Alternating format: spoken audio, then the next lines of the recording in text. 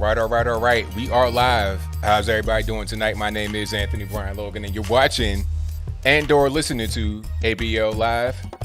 Thank you for being here yet again. I most certainly appreciate y'all for joining. We got a whole lot going on all over the internets, all over the world. I know I'm late, but it's not my fault. You got to blame the white man for that. We're going to talk about this whole Banana Republic Sham impeachment that we got going on. A crazy thing. We all know what the outcome is going to be. Trump will not be convicted. What's the point of doing anything? You got guys on TV talking about it like it's real. It's like they're talking about a WWE match like it's an actual real thing. It's like we all know what the outcome is going to be. Why pretend it's something else? This is not a game. This is not anything. Well, it's not supposed to be a game, but apparently to a lot of people it is a game. It really is a game, and that's really a shame. But we'll talk about that, I suppose. We'll talk about the lawyers and, you know, things that really don't matter. But we'll talk about just what's happening, what they've been doing, and what they've not been doing. Also, Aunt Jemima, Uncle Ben, all these iconic black brands that have been around since the 1800s are now gone or at risk of being gone because they are not woke enough. They are too, quote-unquote, stereotypical. We'll talk about both of those things and more on tonight's episode of ABL Live. And I thank y'all for being here yet again. You guys have been a great audience forever. If you like what you're hearing so far, please give me a thumbs up. If you enjoy the content in general, give me the thumbs up. I know I'm late, but it's not my fault. You gotta blame the white man like how Black Lives Matter say. But I'm here. Thank y'all for waiting. Thank y'all for tolerating my tardiness. I appreciate you guys. So we got a whole lot going on all over the place. There's a whole lot happening. We got the Sham impeachment, the Banana Republic impeachment, Aunt Jemima, and a bunch of other black brands being canceled or at risk of being canceled. The NBA and the whole National Anthem stance.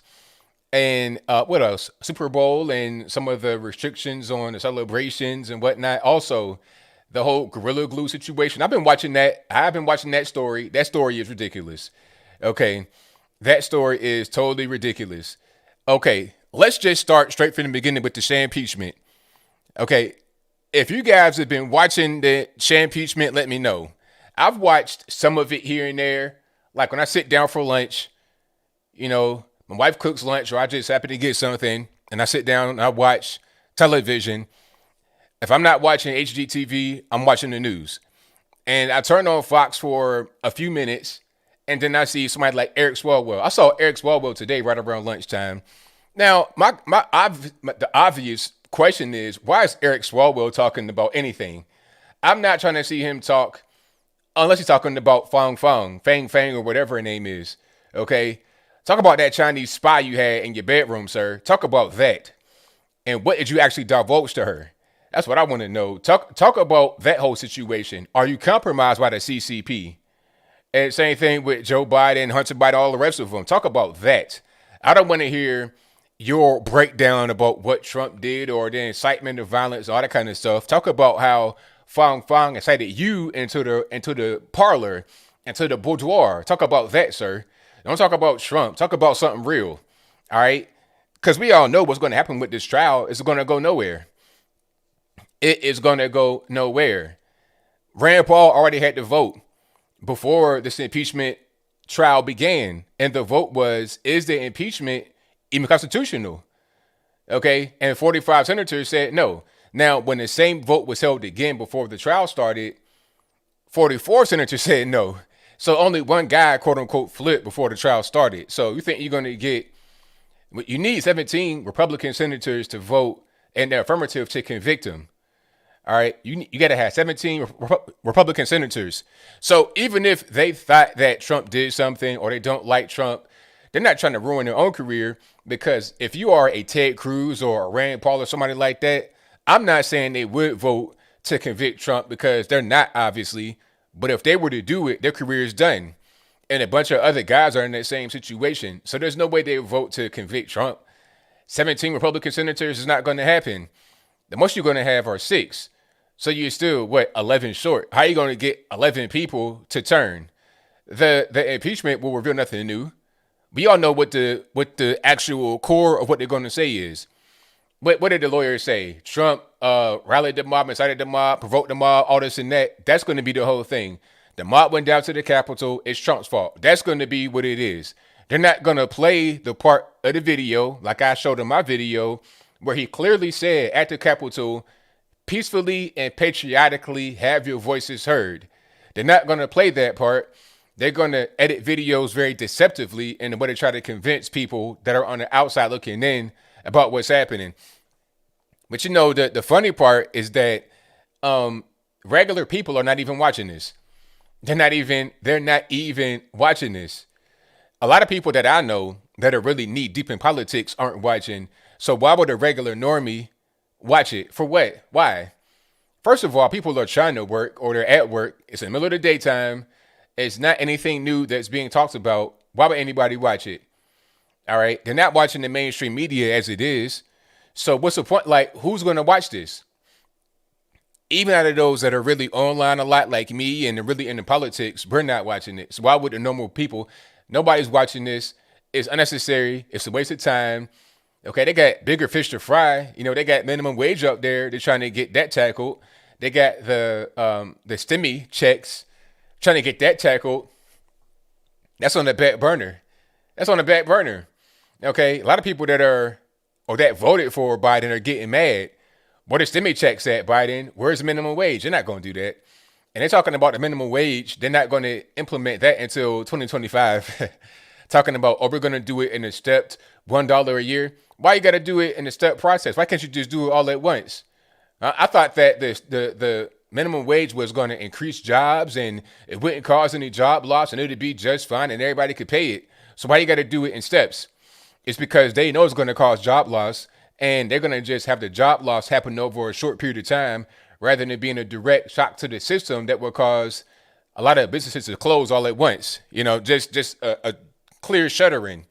They want it to be in the step process so the businesses can raise their prices over a period of time or get prepared to get capital and to get automation or whatever they got to do to prepare for it. They'll still have job loss, but it won't be as bad by raising it just overnight like that. Okay, so that's what's going on. But that right there, that's on the back burner. We're not really worried about that right now. And the funny part is that they say it's not going to be complete until 2025. When is 2025? That'd be the last year. Well, that would be the inauguration year for the next president if your man, Creepy Joe, does not win again, which he probably won't even run again.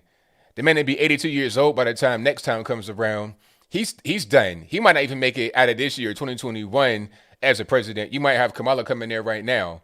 So they're kicking the can down the road. They're not following through with promises. But the most important thing to them right now is the whole Sham impeachment, banana republic type stuff. It's kind of embarrassing, really, because this is not happening just in the United States. This is happening all over the world. Anybody can turn on the television wherever they live and watch this. They can get on their internets where they live and watch this. They can read in newspapers where they live and read about this. It's embarrassing. We all know what the outcome is going to be. We all know what time it is. And it's just silly. And the Democrats talking about, Trump's inciting this, Trump's inciting that. They don't want to talk about their incitement. Maxine Waters got some nerve talking about incitement when she directly incited people. Talking about, if you see anybody from the administration, surround them, gang up on them, push back on them. And then she was talking about, we kicked him in his rear and got him out of here or something crazy. She said that with the bullhorn outside on camera. And there's plenty of pictures and videos of the whole situation, audio and video. You can't make it up. It's out there, but that gets ignored because Trump's the insider. Although they're talking about what Trump said at the Capitol, they ignore the part about the peacefully and patriotically, have your voice heard. They ignore that part. They also ignore the part where the FBI knew about a potential rushing to the Capitol weeks before this whole thing happened. They had been knowing about it for a while. What did they do to stop it? I'm not really sure. They got their assets out of there that should not have been there. I won't say any names, but you already know what I'm talking about. Certain informants or whatnot. They got them out of there before the whole thing happened, but they just kind of let it play out. Where was the added security? They got security now. 20,000 National Guard. Well, not 20,000. It's like 5,000 to 8,000 now. like Afghanistan type level for DC. But anyway, they got 5 to 8,000 National Guard. They got the security border, the wall really with razor wire around the Capitol. So if they got all of that now, why couldn't they have had anything close to that before the whole thing happened? You got one police officer trying to hold a crowd back. One guy, one Capitol police officer, but now you got 8,000 National Guard. You see how that works? They pick and choose how to secure things whenever they want to secure it. It's like it kind of like they're rubbing their faces in it, right? So they're showing us that they could have had it more protected, but they didn't. They chose not to because they got it like that now. What's really going on? I mean, you guys tell me. But anyway, this whole impeachment thing is a big sham. It's a nothing burger. Big's a nothing burger. And have you guys been watching it at all? Because like I said, I've not been watching it. I see some of the, I guess you would call it highlights on the internet, so on Twitter and stuff like that. But I really don't see too much. Okay, I don't really see a whole lot there. All right. But I thank y'all again for being here and checking out the stream a little bit late. It's all good, but I appreciate y'all for joining. What was I going to say? Yeah, get in their face. That's right. Talking about Maxine Waters. Get in their face, push up on them, push back on them. She said that, and that was fine. Who else? Kamala Harris retweeting the fund for George Floyd rioters. The bailout fund for them, that's fine. You can do whatever you want if you're on the left, just like your man Eric Swalwell, with the Chinese spy. I mean, whatever they do is totally fine. This double standards just are crazy, completely crazy. But if you like what you're hearing so far, give the video a thumbs up. Let's talk about Aunt Jemima right quick. We'll get back to the whole Sham impeachment, Banana Republic thing. Let's get back to the whole Aunt Jemima thing. Now, I did a video about this before, and I was talking about it live on the live stream. What was that, last year, right around the summertime when the whole George Floyd thing popped? And I'm like, okay, what's the big deal about Aunt Jemima? I mean, come on. This is not an offensive thing. It's not offensive. I could see, but see, people talking about Aunt Jemima being offensive based upon old pictures. The old pictures were updated to what we have today, which is much better. So why are you talking about old pictures? See, the thing people don't really know about Aunt Jemima and this whole thing about the picture being outdated and all this is an old argument. And I don't mean old as in how kids may see old today is as. Like, I don't mean old like 6 months ago. I'm talking about old like 100 years ago old. When I was a kid, I remember there being, talks about this whole thing. Oh, we gotta give her a makeover. There was a time where the picture that you see today, or the most recent one they had, there was a time when I was a kid where this wasn't even around. There was a different picture that they had to improve. And they gave her this one. They gave her, hold on, put it on the screen. They gave her the look that I'm going to put on the screen. There you go. They gave her that look when I was a kid. But this is not how she looked when I was like much younger. But this is perfectly fine. Like I said in the video, like I said before, they gave her the black and white salt and pepper wig, the nicely shaped eyebrows, perfect skin complexion, no exaggerated features, red lipstick, pearl earrings. What's the problem? What's the big deal? This is not an offensive image. And then they start moving the goalposts, talking about, the name Aunt Jemima. They say the name Aunt, like aunt or auntie, comes from the black servant that'd be in the house serving white people. Like somehow there was never a black servant in the black house, or an aunt that served her own house, like her, served her husband and the kids. But that's a different story. Anyway, they're saying the nickname aunt or auntie is somehow offensive, although that's something that people call aunts nowadays, auntie, or even like an older person, like Africans especially, they call them auntie. The African hair braiders and whatnot, they call them auntie. That's just that's a normal way to refer to somebody that's like an older black woman, or a woman that's older than you, call them auntie. But anyway, then they said the name Jemima came from a minstrel song. But what they don't say is that a black man wrote the song. So let me get this straight. You want to get rid of a product featuring a black woman who looks very nice, very classy, All right, pearl earrings, no exaggerated features. Looks real nice, nice and wholesome. That's the name Aunt, which is used very kindly. It's not meant to be derogatory. And the name Jemima, which is written by a black man. So you want to erase all of the history. And you see it right here where it says it's 1889. So you're talking about 131 years ago. 132 now. We're in 2021. Not sure exactly when in 1889, but that's irrelevant. The whole point is at least 130 years of black history you want to remove. Totally. Totally. And, back in the day when there was this kind of argument that got brought up, it was always redesign. Okay, it's too stereotypical, not pretty enough, too dark skin, but that's a different story. Okay, lighten their skin up, take the rag off her head, make her look better, and do a redesign. Like I was saying in the video, the Brawny Man got redesigned at least a couple times or once, right? Because back in the day, the Brawny Man had this just different type of look. Matter of fact, let me see if I could put one on the screen here. Okay, this is probably a better image. Well, this is kind of a little bit older, but you get the general point. Okay, you see the Brawny Man back in the day had the ginger type hairstyle with the different color mustache for some reason. Not really sure. So that was the older Brawny Man, but still had the nice strong jaw. This is a masculine man out there in the trees.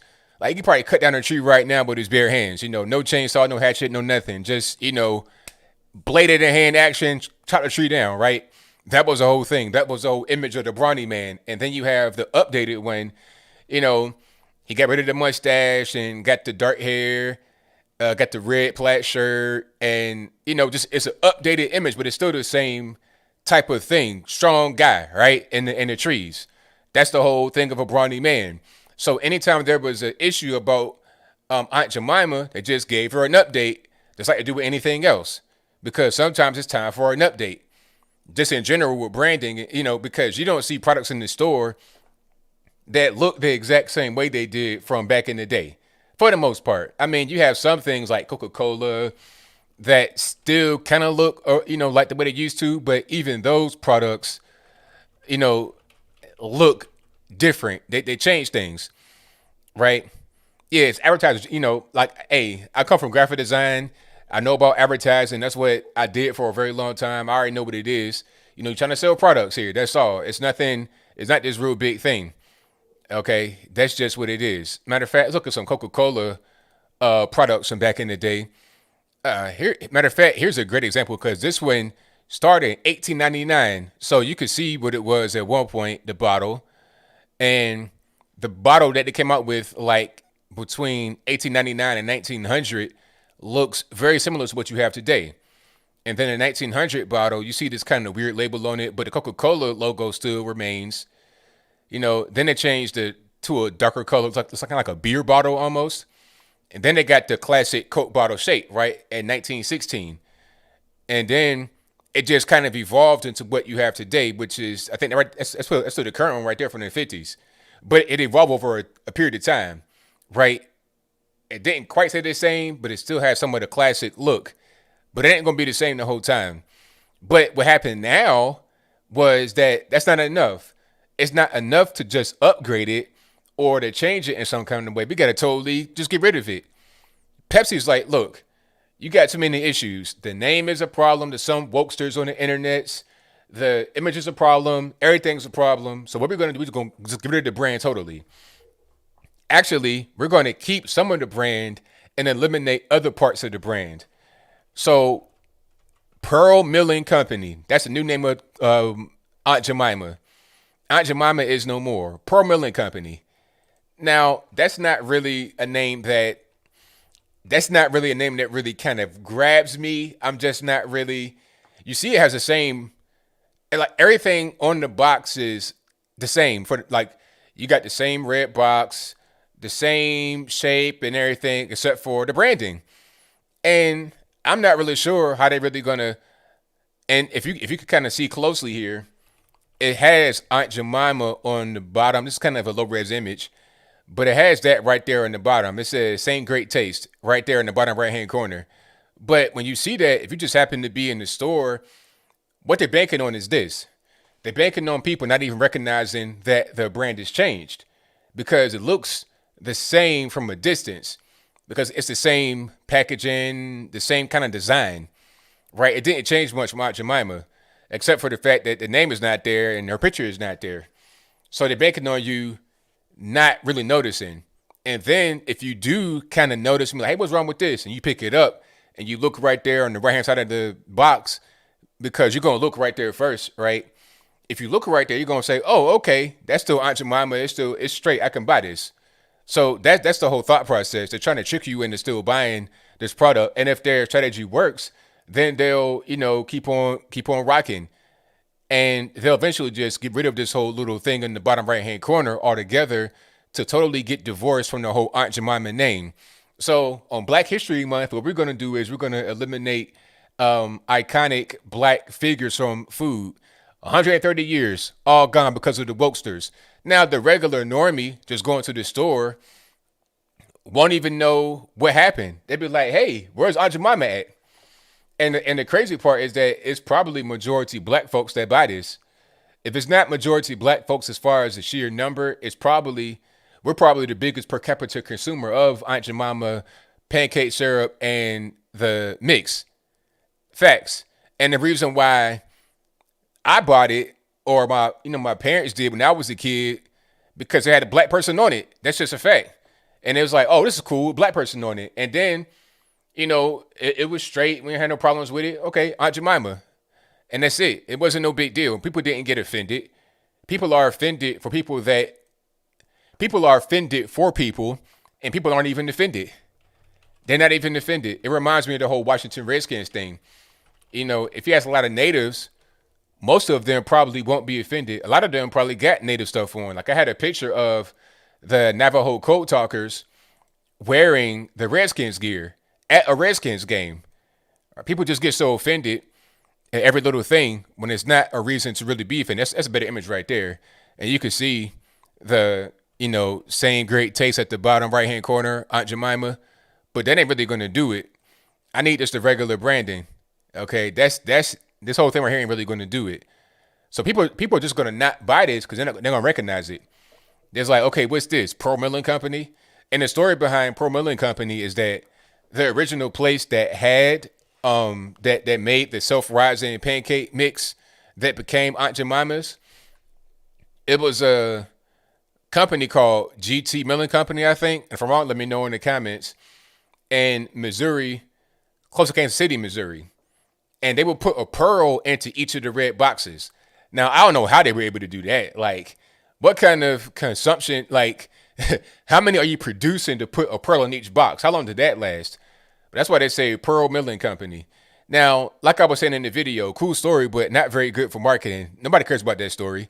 Like, anybody really trying to think about that? Okay, I'm in the grocery aisle getting my food for the week, which is expensive now because of the Keystone XL and inflation because of all the money they've been printing in the past year, but that's a different story.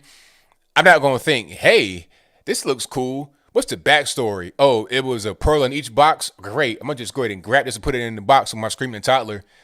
Ain't nobody going to, that's not even, but they are just trying to get beyond the whole Aunt Jemima thing because this is PepsiCo corporate thing. They're not trying to have this be an albatross on their back. They want to move on and get to other things and not have the PR nightmare, period. They don't care about Black history or nothing like that. That's why they did it on Black History Month. You would think on Black History Month, they would have this woke campaign and, we love black people. Nah, let's go ahead and just eliminate a black woman. They don't care. This is money. It is what it is. And you got to thank the wokesters for allowing it to happen, period. All right. But if you enjoy what you're hearing so far, give me a thumbs up, like the video, share the video, do all that good stuff. I appreciate y'all for being here. I'm going to talk briefly about the Gorilla Glue girl. I have been watching that story intently. I've been watching that like a hawk. Now, if you don't know what's going on, I'll spend a brief period of time right here talking about it. Now, the Gorilla Glue girl is a 40-year-old woman with 5 kids who is a school teacher and runs a daycare. All right. So This is not some kind of little kid doing a TikTok challenge. This ain't somebody that, don't know any better, or, oh, this is a whole woman you got a whole basketball team. I'll talk about basketball in a minute as well, getting to the Mavericks. You got a 40-year-old woman with five kids. And she's a school teacher putting Gorilla Glue into her hair, right? On the bottle, it says, do not make contact with your skin or your eyes or anything like that. Now, I'm not the sharpest knife in the drawer, but if you are rubbing glue onto your scalp through your hair, your scalp is your skin, ain't it? So she's talking about, I'm going to sue them because it didn't say they'll put it in your hair. Well, your scalp is your skin, ma'am, and it says it right there on the bottle. Don't put it on your skin, all right? So that's your whole issue. It's on your skin. She had the glue in her hair for a month, and her hair was it just wasn't getting out. She's trying to wash the hair, all this and that. It just wasn't going anywhere. Now, before I continue, I want to show you the 40-year-old woman with a whole basketball team of kids. I got to show you her hairstyle, and you're going to see what she did, all right? And then we get into why it's a story, because she's trying to sue Gorilla Glue. This story is so crazy. All right, hold on. Now, she was trying. I'm gonna tell you why she did it in a minute. Now, this is her right here. All right, so you see, this is what she did. You see this top part right here? What she would normally do is have some kind of hair products in the hair to keep all of that flat, right? And what she did instead was use Gorilla Glue. Okay, spray adhesive, heavy duty. All right, it says it right there on the thing. If you read, it says what's going on right there. So she put the Gorilla Glue up here and used that to lay her hair down. It's been in that same exact position for a month. And she's been on the internet. She, trying to get the hair out, went to the hospital, and they're trying to put acetone and glue remover, all kind of stuff. They got this big ponytail off of the back of her hair because it's not attached to her skin, but she got all that right there. They're talking about going to a plastic surgeon and all kind of stuff. Now, she's trying to sue Gorilla Glue for, I don't know how much money. But that's not going to go anywhere because they already put out a statement talking about, hey, we said don't put the stuff on your skin. We wish her the best, but she can try to dunk in her head in some warm water and use rubbing alcohol to get it out, but we can't help her. Sorry. That's just what it is. She won't get $1. That lawyer is trying to rob her. And here's the fun part. She has a GoFundMe. It's like $18,000 in there. Yes, a GoFundMe. For what? I don't really know. Your stupidity for putting glue in your hair. She's going to meet with a plastic surgeon in LA that's going to do some surgery for free to get the glue out of your hair. Now, I don't know what you can do to get glue out of your hair as far as any kind of surgery, but you're going to get you're going to get Indian scalped. You're going to get tomahawked. You're going to get Pocahontas. Yeah. Speak to the lady from Massachusetts and in Congress right now about that. Pocahontas, she get you right. She get out the old scalp, her old scalping instrument, the hatchet from the cupboard, right, and get you clean, smooth on up. But anyway, this whole story is crazy because look, don't put glue in your hair. Don't try to run this game and scam and trying to. Don't do that. The lawyer is if you're listening to me, lady. The lawyer is gassing you up. You're not going to get a dime. The lawyer is trying to rob you. Don't let it happen. All right.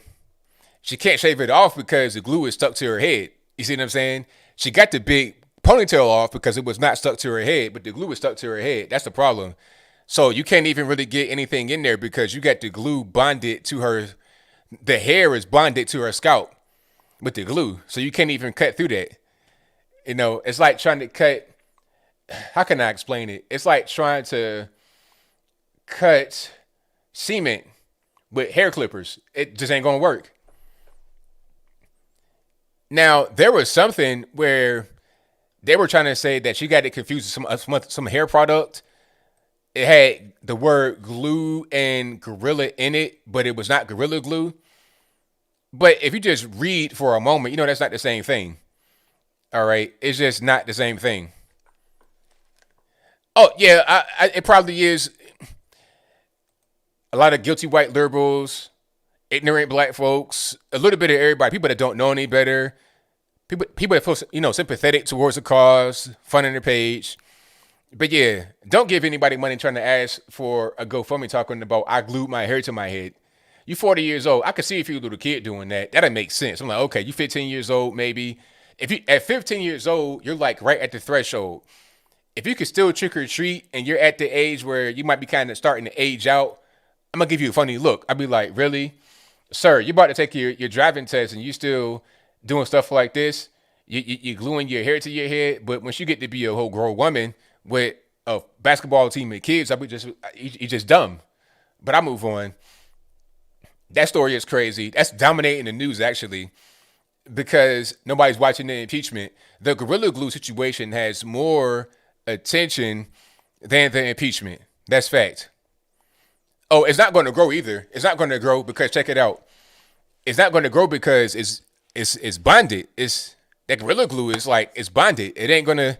Where is the space to grow? It just ain't gonna happen. All right. Yeah, she's getting free treatment, but let's see if it works. They're gonna have to scalp her, take that whole scalp off, just rip the whole. You're talking about all of this right here going to just get pushed to the back. You know, just straight pushed to the back. It said the hair looks good. It might look okay, but is it worth bonding your hair to your scalp with Gorilla Glue? I don't know about that one. That might be a little over the edge. You know, call me old fashioned, but I mean, a little bit of grease might do the job. You don't gotta bond your hair to your scalp, but who am I to judge, right? Who am I to judge? I don't know. The acetone, they tried acetone, but that was burning her. It gave her like a chemical burn because it's on her skin. You can't put that on your skin. All right. So she used Gorilla Glue and she tried to wash her hair on camera. It didn't even, it was washing her hair. It just didn't do nothing. It just made her hair turn a little bit more white. It just kind of highlighted the glue. And then they were saying they tried to use the acetone or whatever it was in the back of her head. All it did was just make the glue more gooey before it got hard again. I was like, wow, really? Y'all doing way too much. All right. But we got a whole lot happening. I'm going to move away from that story for a moment.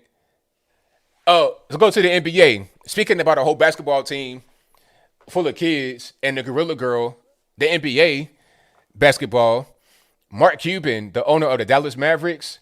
Oh, pardon me, not the owner. You can't say owner anymore. That's racist. You got to say governor. I'm serious. Yes, I am serious. Matter of fact, before I even get into the whole Mark Cuban thing, I got to show you where they updated the term you use for an NBA team owner. And I'm being serious. Hold on. NBA team owner, governor. All right.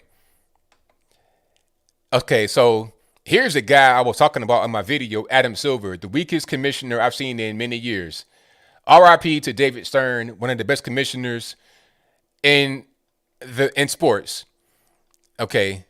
And here it is. Adam Silver on NBA using governor in place of owner title. Moved away from that title, from that term years ago. Silver said he is sensitive to owner and that the league is continuing to move away from that term. Okay. So you can't say owner anymore. You got to say governor. So Mark Cuban is the governor of the Dallas Mavericks. Can't say owner. Although he owns the team, he's a primary stakeholder or share governor. Not sure how that works, but anyway, the governor of the Mavericks, Mark Cuban, told the team to stop playing the national anthem before the game. That was his directive. He said, we can't do that anymore because a lot of our players feel like it doesn't speak to them the same way it does to others. It's divisive, so we're not going to play it. And they hadn't been playing it all season. I think in the first 12 home games, they hadn't been playing it. Now, here's the thing about that.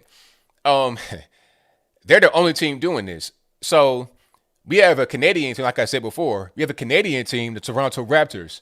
So if you go to Toronto, what happens is they play "O Canada" and "Star Spangled Banner" because you're in Canada, obviously, and the away team is an American team. So out of respect, they play your anthem too. So if the Mavericks go to Toronto and play them, the Raptors, they're going to play "O Canada" and the U.S. National Anthem. But then when the Mavericks come back home to Dallas, they're not going to play anything. What if the Raptors come to Dallas? Are they going to play nothing? They're not going to play "O Canada"? What if they play "O Canada" and not "Star Spangled Banner"? How's that going to work? So you're going to play a foreign country's anthem for them, but not your own anthem? How does that make any sense? And then you talking about embarrassing. People are watching this now. If the Raptors go on a Texas trip, they go to San Antonio, Dallas, Houston to play. You know how they do. It's like you just go like a little U. You play on teams just like in a row, right? You go Dallas, Houston, San Antonio, or other way around, whatever it is. If you go to Houston, they playing both anthems is fine. San Antonio, both is fine. Dallas, nothing. Embarrassing. Ridiculous. Crazy. So, but they were doing that for 12 games of this season. And like I said, he was saying because some guys didn't feel comfortable, it did not really line with their beliefs, and that's what it was. And the funny part about Dallas is that a lot of their guys are foreign, not even from America at all. You're talking about Luka Doncic, the star of the team, Kristaps Porzingis. Luka Doncic is from Serbia. Kristaps is from Latvia or Lithuania, one of the two, one of them Baltic states. So it's like a lot of you guys not even from America. And also, who else? Boban, I think, is also Serbian. So it's like, what are you even doing? It's so dumb. Are you going to play the Serbian anthem? Would that make more sense? All your guys on your team, all these European dudes on the team? But anyway, the NBA came out and said, hey, wait a minute now. You're doing way too much too soon. Every team will play the anthem before their games. Every team, Mark Cuban. That means the Dallas Mavericks too. So right when the news hit the media that was going on, the NBA reversed it. And Mark's like, okay, cool, that's fine. So what's going to happen now? You didn't already had this going on for 12 games. Your players expect it. Teams expect it. So what are they going to do now? Just accept it? If they were going to accept it before, why not accept it? Like, what was the point of doing that if there would be no kickback anyway? Just say, hey, play the anthem, and guys would have just went with it. I think it's Mark Cuban that wants the virtue signal. He wants to show guys, hey, I'm not racist. I'm on your side. Because in 2017, his view was different. He was like, hey, we got to stand for the anthem, hand over the heart, and be patriotic. That's what he said in 2017. And then when the whole George Floyd thing happened, he started to get soft. A lot of guys are getting soft and demoralized behind this whole thing, but don't let it happen to you. You know, George Floyd, he died, but I mean, it is what people die every day. I saw a story where a young black man killed his entire family, 6 people. His mom, dad, sister, brother, a woman that was pregnant with a baby, cooked the baby too. 6 people, young boy, 17 years old, getting life in jail, and he's not getting the chair because he's underage, a minor, 17 years old. There's no coverage on that story at all. There's no talks about that. Zero media coverage, nothing. But George Floyd is round the clock. And he didn't even get killed. He just died. He had a medical situation going on. There was no shots fired. There was no beating of George Floyd or nothing like that. He just died. Oh, the knee on the neck. Really? You think that killed him? Come on. Let's stop. Man killed his whole family. Is it a mass shooting? Yes. Is it a tragedy? Yes. Is there any media coverage? No. Why? It don't fit the narrative. If that was a white male killing his whole family, you would hear about it for sure. You hear about it, but since it was the other way around, you don't hear about it. People just pick and choose what to cover when it fits their narrative. That's how that works. All right. Yeah, and no riots for the massacred black family. No riots. Matter of fact, I'll put it on the screen so you guys know I'm not making up stuff. Yeah, I may do a video about it, but I kind of been debating if I want to do a video about it or not. But I may do a video about it. I'm not trying to, you know what I mean? But this needs to get heard because who cares about this? So here it is right there. 6 counts of murder, no death penalty in case of, again, 17-year-old suspect in Adams Street homicides. This is in Indianapolis, Indiana. Indianapolis, Indiana. So that's him right there. Raymond Childs III. So he is accused of killing his family members, 42-year-old Kezzie Childs, 42-year-old Raymond Childs, 18-year-old Elijah Childs, 13-year-old Rita Childs, 19-year-old Kiera Hawkins, and maybe Boy Hawkins because Kiera was pregnant with a baby. Okay? So you have 1, 2, 3, 4, 5, 6 people, right?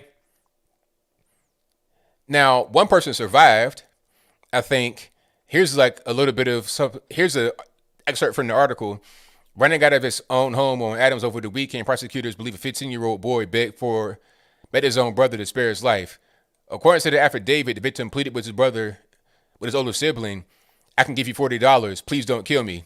Despite being shot in the leg and arm, the 15-year-old survived and told police his older brother was responsible for shooting his family. It's horrible. So, where's the media coverage on this, though? We talking about George Floyd, really? A dope fiend? This is why I get so upset, because when I was a kid, I would see this all the time. This is not even nothing. This is like what I would see a lot. Black on black, all the time. Wasn't nobody white, no white supremacists or nothing like that doing nothing to nobody from where I'm from. So, what are we talking about? The people that are talking about George Floyd and, oh, this is so bad, have never experienced that kind of life. They've never been where I've been. They don't know that life. And I don't glorify it. I don't have that on my sleeve like a badge of honor. I'm just saying this is just the reality. They don't talk about that kind of stuff. They talk about things that are like the least important. Police brutality, the white man, that's nothing. That's zero on a totem pole as far as actual problems in the black community, period. Yep. So like I say, George Floyd, I mean, oh well, it's unfortunate, but what's more important? But we'll move on. Thank you for being here. Definitely appreciate you guys. Getting back to the NBA. So Mark Cuban, obviously, is not from that kind of environment. So he wants to feel sympathetic and feel weak about what's happening to George Floyd and all these black men being gunned down by police, right? That's his whole thing. So he wants to say, okay, no national anthem. But the NBA is like, look, man, we're not going to go through this again because they already been through it before. But really, the NBA is a little bit too late trying to crack down because it should have cracked down in the bubble. Last year, when the virus interrupted the NBA season and they came back in Orlando for that weird bubble thing that they were doing, they had Black Lives Matter on the court, Black Lives Matter on their T-shirts. It was like Black Lives Matter was the sponsor of the NBA. It was crazy. Matter of fact, I'm going to try to put some of those on the screen before you. It was wild. It was just way too much. So that was happening. I'm like, all right, what are we even doing? Let me find a picture that I want. But when that was happening, I'm like, okay, we kind of like jumped the shark already. We've gone way too far. How are we going to get back to a sense of normalcy? I'm not sure we're really there. And matter of fact, here it is. So you got LeBron, AD, all these guys, the Lakers, Doc Rivers, kneeling with Black Lives Matter shirts on. And right in front of them, you can't see it because it's cut off, but it says Black Lives Matter on the actual basketball court. It was like they were the official sponsor. It was everywhere. It was crazy. Now, if there was no check given for this, then they're just dumb financially because there should be some kind of monetary compensation for all of what they did. I mean, they have logos on their jerseys and their shoes and stuff like that. That's paid for. In order for LeBron James to wear those shoes, he's getting a check for that, right? Because he could sell that's merch. But this right here, you're just doing it just to do it. And then they took it off in this season, right? They don't wear that no more. But before this whole thing happened, there was no kneeling during an anthem. There was no protest, nothing like that allowed. because they had that same thing happen back in the 90s under with Mahmoud Abdul-Rauf, aka Chris Jackson. He was praying during the Islamic stuff during the anthem, and he got removed from the NBA. He was blackballed from the NBA. Then they allowed it, so it opened the door for Mark Cuban to do what he did. They're trying to crack down the hammer now, but they're a little bit too little too late. All right? But at the end of it, what's going to happen is they're going to lose sales. They're going to lose revenue because people don't want to see that. If they're going to a basketball game, they want to escape the realities of the world. They don't want to be having politics shoved in their face, left or right. I just want to enjoy the game and have a good time. Like if I'm going fishing or if I'm going shooting or hunting or whatever, playing basketball outside, I don't want to have this political talk just all at my face, period. I don't care if I agree with it. I just don't want it at that time when I'm trying to relax and just get away from all the noise. But they'll learn soon enough. Like I said, Adam Silver, terrible commissioner. My man David Stern, solid as a rock. Solid as a rock. May rest in peace. All right, what else we got going on? Oh yeah.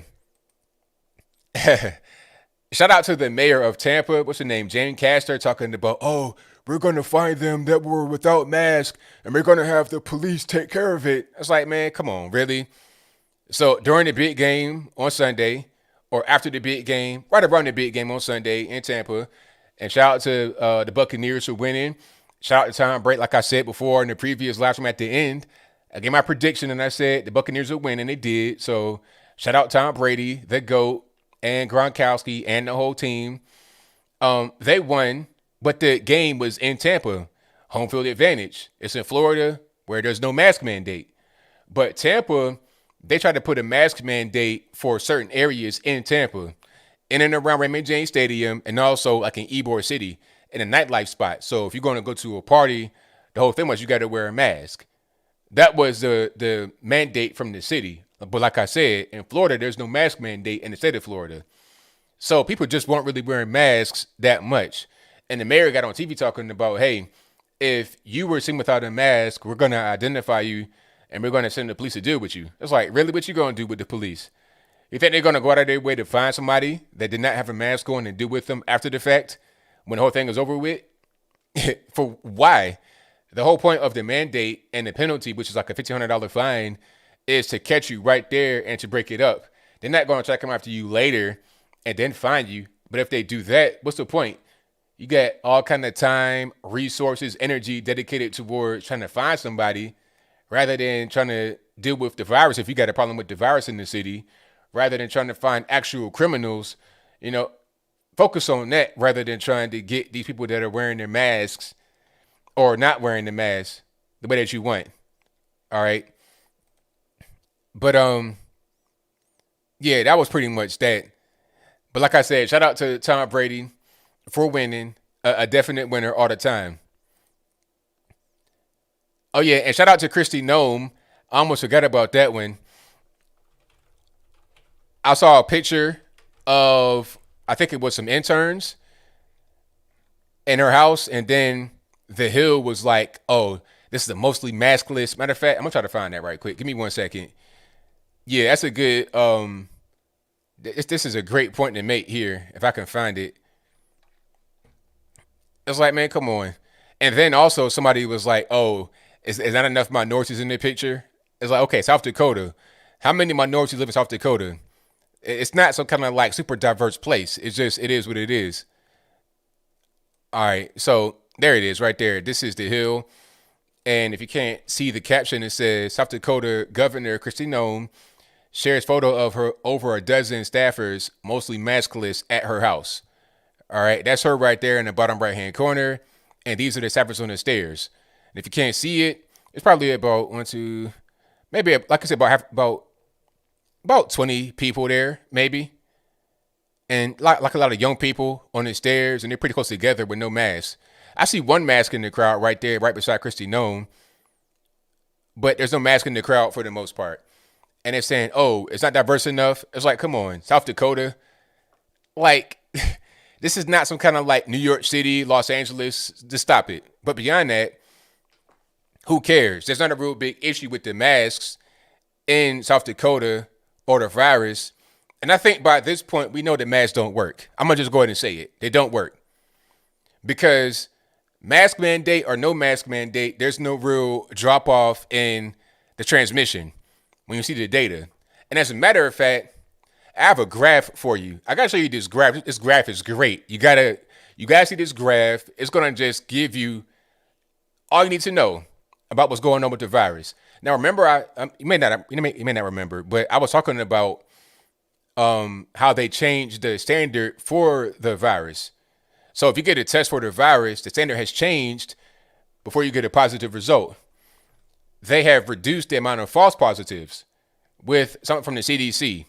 I forget exactly what it's called, but you guys are pretty smart. You know what I'm talking about. They changed that on Inauguration Day. Like on the day of Joe Biden getting in office, they changed it right away.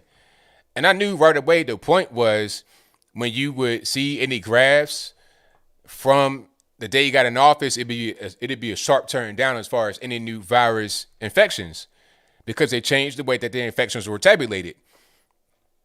I'm going to find that right quick, but you can see the numbers are already going down. The U.S. and the U.K. at the same time, while India is relatively flat. Okay, hold on. And the reason why India was flat is because they have HCQ over the counter. Here it goes right here. Now, the title of this graph, let me see if I can just put it up on the window by itself. This graph says daily new confirmed virus cases per million. All right. And I'm going to just try to get it this way.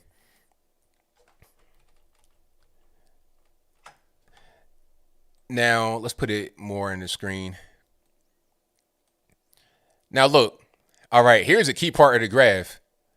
First of all, India at the very bottom, the purple line has been flat since October 2020. Flat. Because why? They already take HCQ over the counter for malaria prevention. They already take it. So they already have an immunity built up because of HCQ. HCQ does work. They said it didn't work. There's been all kind of peer-reviewed research papers, studies, whatever you want to call it, to say that it does work. You know, but now that they're putting those out now after the election because the whole point was to try to attack Trump and make him seem like he was some kind of bad guy for suggesting it to begin with, right? And also they got the vaccine out there. So they had to get the vaccine out and have that rolling, get these, experimental things out there that are very expensive, get money from that to prevent you from using the drugs already available and very cheap over the counter HCQ. But anyway, India has been very flat throughout the whole time. Canada has been okay. But look, here's the key. January 15th, the inauguration was January. So right around the same time, this inauguration right there. The pink marker right there is UK. The kind of brown one is the US. And right inauguration time was like right there, sharp decline in new cases. Sharp decline. Why? The sharpest declines on the whole graph are right there, US and UK. Why? It's because they changed the way that they tabulate how the virus cases are recorded. And before you know it, you're going to have this line go all the way down to where India is. Then they're going to say Joe Biden is the reason why. But they're not going to talk about how they changed the way that the virus is tabulated as far as cases. What's happening right here is a bunch of false positives. This is going to include flu and stuff like that. Do you think that the flu just magically went away, like it's not around no more, like we just defeated the flu? They say that, okay, we're staying indoors and we're wearing masks. That's why the flu is not really around anymore. But if that's the case, then why are we getting so many new virus cases? How does it make any sense? So the staying at home and wearing masks does not work for the virus, but it does work for the flu. It doesn't make any sense at all. Then they're talking about we're going to put something in your hind parts to test for it. So is it a bacterial infection? What's going on? But I'll move on. So you're going to see it. And let's check back here in the month, and you're going to see these lines go all the way down to India. Guaranteed. And I called it right when it happened. Did Fauci say 3 masks? Really? I saw they said 2 masks from the CDC. But at this point, we know it's a game, right? At this point, it's just all fake. hopefully you do know it's fake. Hopefully you still not, putting on two masks or paying them any mind. Do not pay them any mind. I'm going to say it right now. We know it works. The same thing you would do with anything else. Take care of yourself. That's it. Because what you're hearing right now is fake. That's all. The vaccine, I'm not going to take that. I've seen people drop dead after they take the vaccine. People that were kind of healthy, unhealthy. I'm straight. If you took it, I'm not judging you, but I'm just not for me.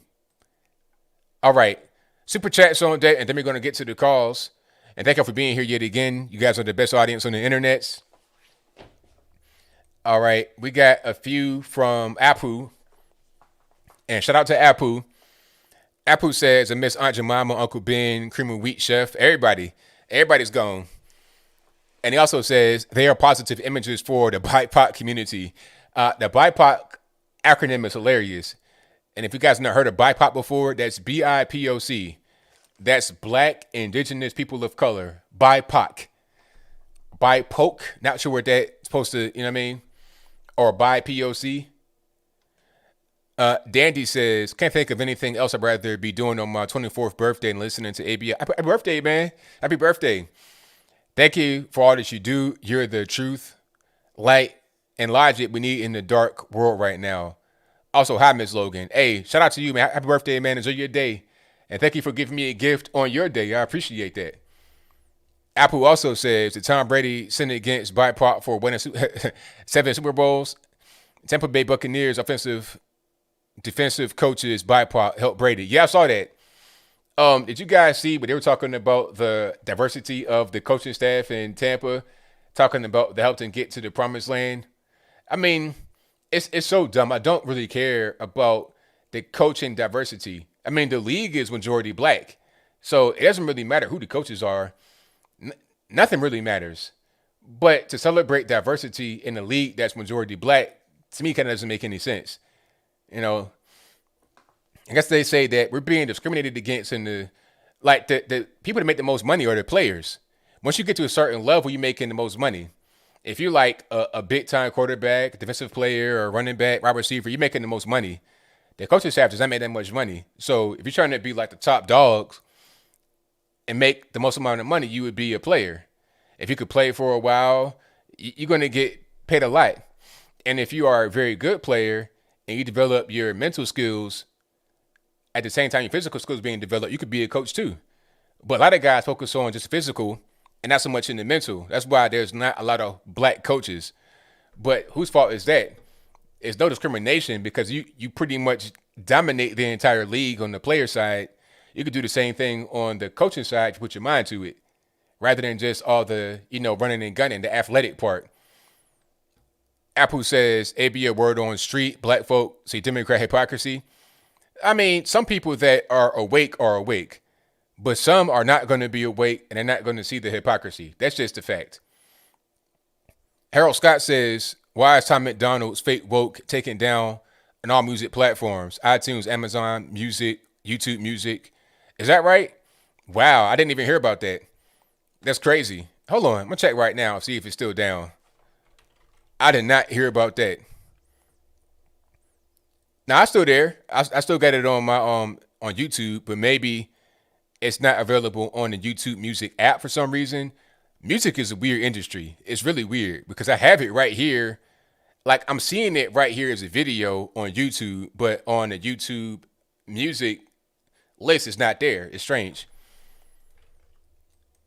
Let me see. Matthew says, should we blame the white man for Aunt Jemima's name change specifically on Black History Month? Well, hey, you know what? You could, because, I mean, who gave the decision to do that? It probably was the board, and it's probably not a whole lot of BIPOC people on there. So, but ultimately, the blame lies with the woke people on the internet, because the average normally does not care. The people that really matter, that buy the products, don't care at all. It's the people that have a big platform on social media, on the internet, make the most noise, that cause PR problems. That's the whole thing that is behind all this. Let me see. Pterodactyl, great name, by the way, says, what's up with her eyes, though? Bless her heart. Are you talking about the Gorilla Glue woman with these big crazy eyelashes looking like, bird wings. Yeah, I don't know what's going on with that. And also like the contacts. Yeah, she could fix that. That's not glued in, but I digress. Matthew says, should we also blame the white man for the 40-year-old school teacher with 5 children who definitely get her money for putting glue in their hair? Yeah, blame the white man for that. Also, Pterodactyl says, pull your kids out of these schools if people like her are allowed to teach. I'm pulling mine out since CNN is part of their curriculum. Wow. Why would kids be watching CNN anyway? When I was a kid, we watched this kids version of news, and it was not CNN. It was like, what was that, Channel 1, whatever that was, talking about, what's your favorite crayon? I don't know. It was kid stuff, not adult stuff. All right. And I'm not trying to see people like Don Lemon get on there, talk nasty, cussing. I don't want to hear that. I'm not trying to have kids watch stuff like that. You see what I'm saying? Apu says, ABL, daughter snitches on her mom who gets attacked by a black pop woman at a Trump rally. Mom arrested. Daughter got to go fund me to 100,000. Wait a minute. So the daughter has a GoFundMe. They got to $100,000 for what though? What was the GoFundMe for? Can somebody confirm this, please? Okay, Apu says, okay, I guess the mom went to the Capitol riot or the rally, and a daughter stitched on the mom. And then the daughter, okay, I know what happened now. There was a video where a woman had got punched in the face by a black cop at the Trump event, right? Because a woman like put her hand in the police officer's face. Then the officer punched her back, and all this right here was kind of bloody. And then she was like, well, we're storming the Capitol, all this and that. So the mom told on the lady that got punched in the face, and a daughter has a GoFundMe for like $100,000. So what's the GoFundMe for? That's the question. Let me see. TM Sean says, I checked out her GoFundMe. She's at 19,000 now and counting. You should check out the comments on there. They're hilarious. Oh, I bet they are. I bet people have donated just to troll her. People going to give like $1 or something just to troll her. I wouldn't be surprised. Thank you to Tracy who says, love your laugh, much needed. Appreciate your work in truth. Thank you. I appreciate you. Mischievous, thank you for becoming a ABO supporter. Shout out to JM who says, is Michael Jordan the governor of the Hornets? Yes, he is. Yes. And I looked into that specifically. That's a great question because if you guys weren't here earlier, in the NBA, you cannot call the team owners. You got to call them governors. Governor, you can't say owners anymore because owners is racist because you could own slaves. You could also own cars and real estate and everything in your house. You can be an owner, okay? But you can own a business, but to use the term owner and the NBA sense is racist. Michael Jordan owns the Hornets, but he's also a governor because you could be a black slave owner, I suppose. But anyway, if the MLB follows the NBA's lead, will Magic Johnson be a governor of the Dodgers? Aunt Jemima matters. Yeah, I suppose so. Any black person would be a governor and not an owner. All right, got to you on that. Thank you. Draco and Kodak says, move to Florida, ABL. Hey, I'm loving it right here in Tennessee. I ain't going nowhere. But, hey, Florida is a great place. Shout out to Florida. You guys are doing a great job with the whole scandemic thing, for sure. Matter of fact, hold on.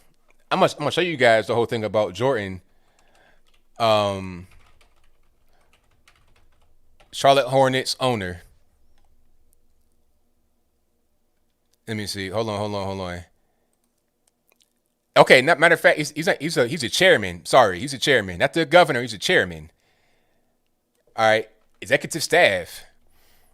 And yeah, I'm not playing. Look it up right now. Go to nba.com/Hornet/executive staff. It's right there. Michael Jordan is the chairman. Although he is an owner of the team, he is listed as a chairman. Before they said governor, they probably changed it. You probably pick your own name. Pick whatever you want to be. But you can't pick owner. It's so dumb. All right. So let's go back. Super chats on deck, and we get to the calls in a little bit. Shout out to Divine Feminine Queen for the donation. I appreciate you. Thank you. Jeep says, I don't understand the Aunt Jemima thing. Isn't it more progressive to have a black face represent a good product rather than remove its appeal. Of course, it makes sense to have her there, but the woke media, the woke mafia have conspired against her, conspired against black folks on food products, basically. And they said that it's because they're not racist. It makes no sense to me, but it is what it is. Shout out to Raider Gaines, who says, just had a thought. Twitter and big tech are basically deciding people's rights as their own court. Imagine if a defense contracting company decided who and where to go to war.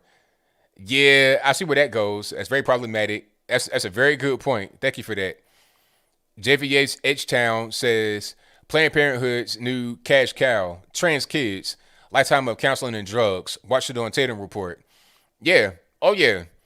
That's something that it's like they're the new dope boys. You know, they're getting you hooked on a certain thing, so you'll be a lifelong customer. That's the whole objective. Abby says everyone needs to watch Quick with Ron DeSantis' legislation proposal on censorship. He's looking out for America's future. DeSantis Owens 2024. Hey, that's a great team right there. Ron DeSantis, Candace Owens. I love it. Shout out to them. Thank you to Terranius, who says, yeah, I work in healthcare. Not seeing a single flu case or death this year. All COVID deaths. Funny, huh? That's what I'm trying to say. I mean, I thought the flu was very dangerous. And they say, get your flu shot, get your flu shot, get your flu shot. But now everything is all about the virus. How does that really work? I saw that Maurice, Lil Uzi Vert put a pink diamond in the center of his forehead. Yeah, like right here. I saw that. And I guess it's like a real procedure. Not sure how you put a diamond right there in your forehead. And it's not a small diamond either. It's a big diamond. It's like a rock. It said they cost $24 million.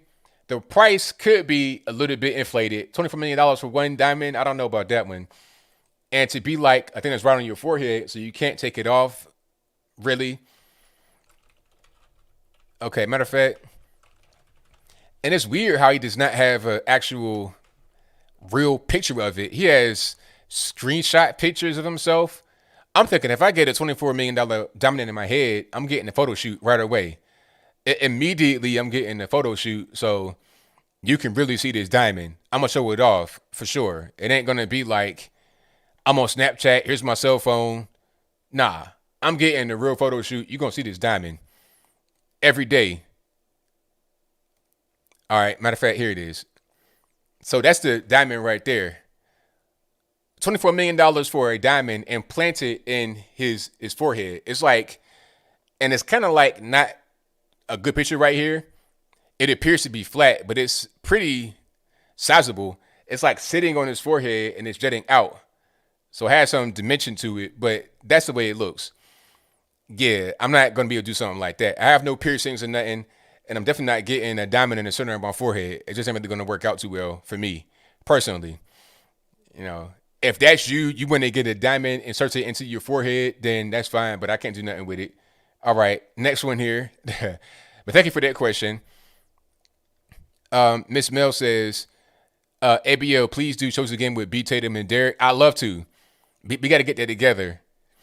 Thank you to Per Kayla, who says, did you know that if you wear over 20 masks at a time, you won't get the virus? You die for no oxygen, but you won't get virus. Exactly. Yeah, you could put on every mask in the world.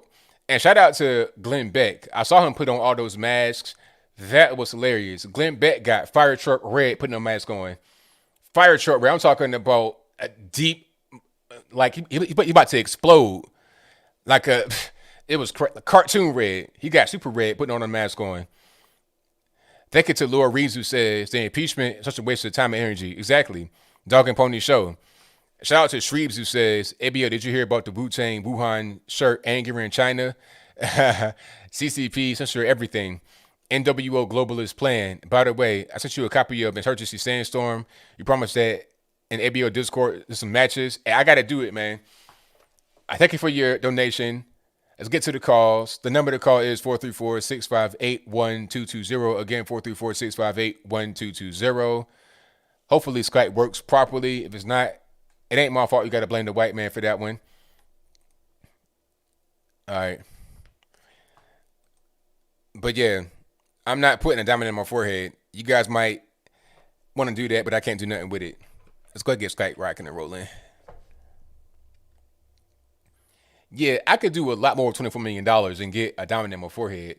That's several houses. There's all types of stuff I can get with that kind of money. But maybe he has all that stuff, all his ducks in a row.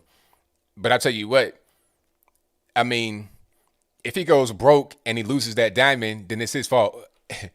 Can't blame nobody but himself on that one. All right, let's go ahead and get to it.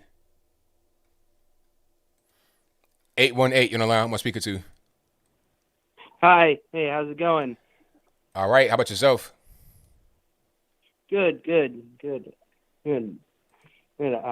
I just have a little question, and it's mostly like it's something. It's just the school district are like saying they're bringing kids back, but I just doubt they're not going to do it. So what are you saying? What's your question? The schools are forcing kids to be a liberal left, which is wrong, and it's just wrong, man. Well, I agree with you on that point. It is a wrong thing to do. It's a wrong thing to indoctrinate kids. It should just be about teaching kids, educating kids. It shouldn't be about trying to shape their minds politically and forcing it upon them. That definitely should not be the answer. It shouldn't be what you want to do. Yes, exactly. Yeah, and I just want to go to school and just learn, not just to listen to political crap all day. Yeah. I hear you, man. 100%.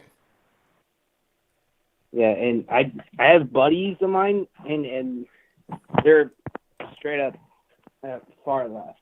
Like, they used not to know politics. Like, they were just a bunch of kids trying to make a future. So, how about you? Are you conservative, liberal? Like, where do you fit on the political spectrum, in your opinion? I think kids should learn more how the left, the Democrats, are just corrupting in kids, how they're using, like, kids are believing anything on social media, what the left tells them. I got you, but where are you on the political spectrum? Are you a liberal, conservative? What are you specifically? I'm a full-fledged Republican, my friend. Okay, so you say you got friends that are kind of like far on the left. How do y'all get along? Really? I try to keep my political side aside and keep my friendship close. I keep the politics out of friendship. That's good. That's good. Yeah. And another question. The impeachment, and like why they keep doing it when they have no evidence. They say they do, but they don't. Well, it's all about just politics. They're trying to make Trump look bad. They're trying to set it up to where if he was running again, if he was trying to run again, it'd be a bad reputation. They're trying to muddy the water. They're trying to poison the well, basically, of voters. They're trying to do whatever they can to fight against Trump. They're afraid of Trump because they feel like if he gets in there and his brand of politics becomes a norm, then they can't operate the same way they did before. You know, because the way it was before, you could just do whatever you want, and there was not a whole lot of kickback. There was some kickback, but not enough to make a difference. But if Trump's in there, there's going to be a lot of kickback, and it's going to be guys and girls that see what he's doing, and they take after that when they run into office. So it's going to be a whole big snowball effect, and they don't want that. So they're going to try to do everything they can to fight against Trump and his brand of politics in general. Right. Hey, thank you. And today, actually, it was a long time ago when I was walking around in school, and I saw this college kid, really spoiled, old, and a big idiot, and he was handing out flyers to kids, and the flyers say, soldiers are a bunch of pigs and baby killers, and one of the gentlemen was trying to hand me one, and I took the paper and I crumbled it and I threw it in their face. Wow. Because our men and women serve to protect our state and our freedom. If you don't like the country, you could get out. No, go to Russia. That's all I care. No doubt, man. Thank you for your call. Definitely appreciate you. Thanks, man. And I enjoy your show. So Thank you, man. Appreciate you. Yeah. Thank you, man. Bye. Wow, going hard, throwing it in the guy's face. Hey, man, I can't endorse that because I'm all about peace over here. I can't do no incitement. You know what I'm saying? I can't be like, what's your girl's name, Maxine Waters. I can't say we got to push up on them wherever they are. They could be at a department store, gas. I can't say that because that would be called incitement. You know, I'm a conservative, so they're going to get me for that. But if I was on the left, then it'd be fine. It'd be just peaceful protesting. I could burn down a liquor store, burn down a gas station, burn down a Target, burn down my own house. Peaceful protest. Got it. Let's get to the next one. The number to call, 434-658-1220. All right, call you on line, speaker 2779. Hello? Hello? Hello? Yes? Hi. Is this Anthony? Yes, it is. You sound very muffled. I'm not sure. Are you on speakerphone? Oh. Yeah, you want me to go off of that? Okay, how about now? Is that okay? You sound much better. All right, great. Hi, Anthony. It's so nice to be talking to you tonight. I enjoy everything that you put out. It is so spot on. And you wrap it up with a nice little bow on top. I really like that. I have two observations, and I have one question for you. All righty. So my observation is this, that I have seen exactly what you pointed out with the graph on the coronavirus and how it goes up, especially during the election time when people are, maybe they're trying to scare people away from the polls or make more of the mail-in ballots, and it just goes up, and then as soon as that inauguration day, just as you said, boom, it starts going down. And I guess my observation with that is that I noticed that before you pointed that out even. I wonder how many other people have seen that and are going to be pointing that out. And my observation is that the people that decided to change that right on inauguration day, either A, they think that the American people are that dumb that they can't see that graph just all of a sudden plummets right after election day, or B, they could care less what the American people think anymore because they have all of this power and control. So that's one observation or whatever. I think it's both. I think it's both. Okay.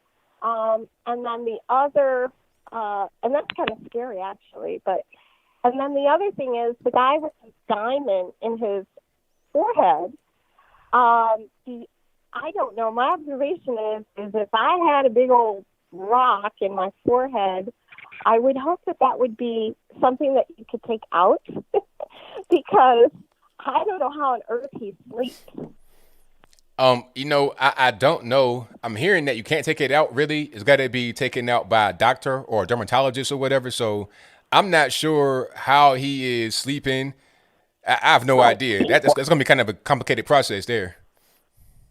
It sounds very painful to me. I sure wouldn't want it.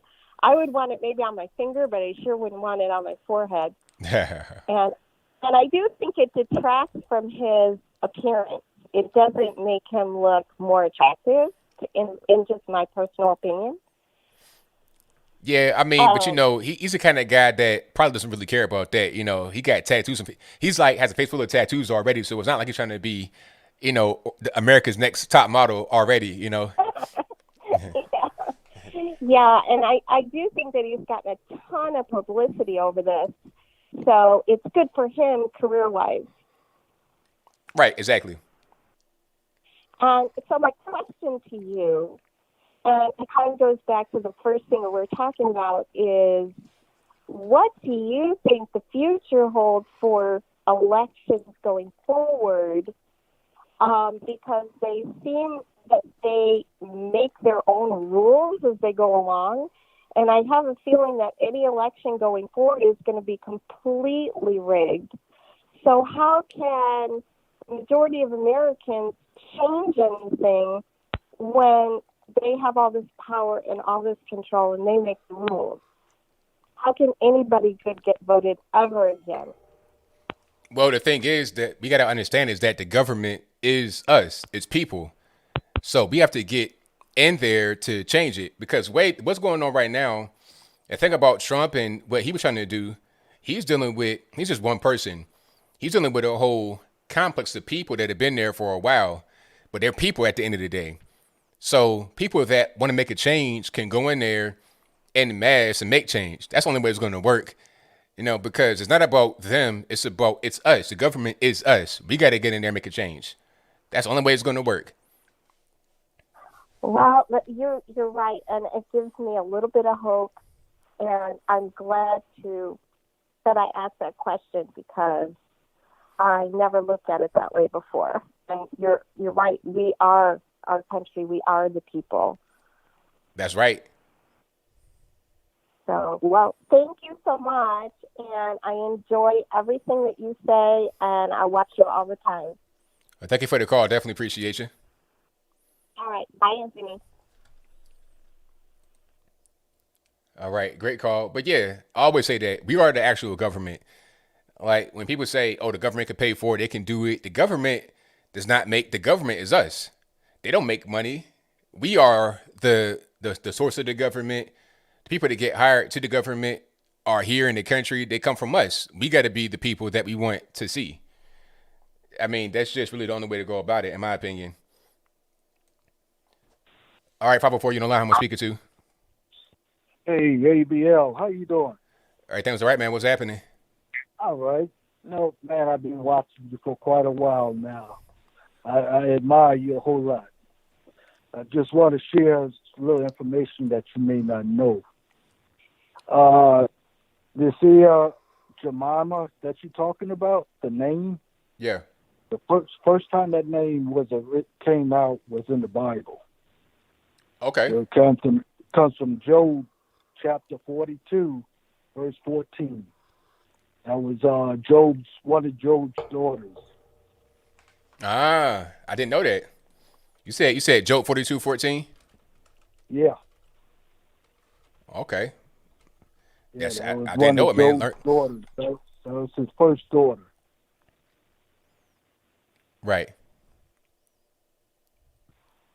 So I see that's a little information that you may not know. Yeah, I appreciate that. I mean, that was news to me.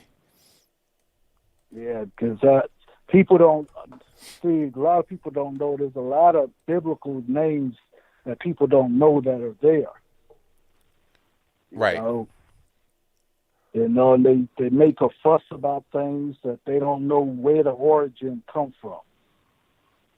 They think that somebody just this is like you was talking about the singer was sung it first, but no, he got the name from somewhere. Right. See, because they're talking about, the name came from a minstrel show, all this and that. But what they're not saying is that, no, the name came from the Bible. And the man that wrote the song was black, too. So they're not giving the full story.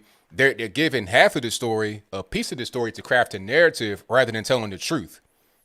Exactly. I admire what you're doing, brother. You just keep up the good work. I thank you for the call, man. Definitely appreciate you. You take care, all right? All right, now. Same to you. All right, bro. Well, there it is right there on the screen. I mean, I can't. Okay, NIV, Job 42:14, NIV. The first daughter he named Jemima, the second Kezia, and the third Karen Hapich. Okay, and where KJV at? KJV, and he called the name of the first Jemima, and the name of the second Kezia, and the name of the third Karen Hapich. And NIV, it has Jemima with an H. But in King James, the Black Bible, the one that we always would read in church when I would go to church, it has the name spelled the exact same way that you would normally see it. So, I mean, that's a lot of information. That's good information right there. I didn't know that.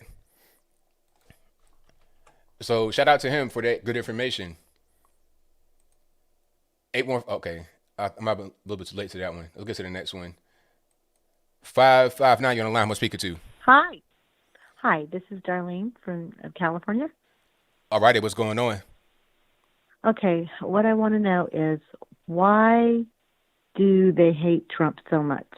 That's my question. Why do they hate him so much? What do they not like about him?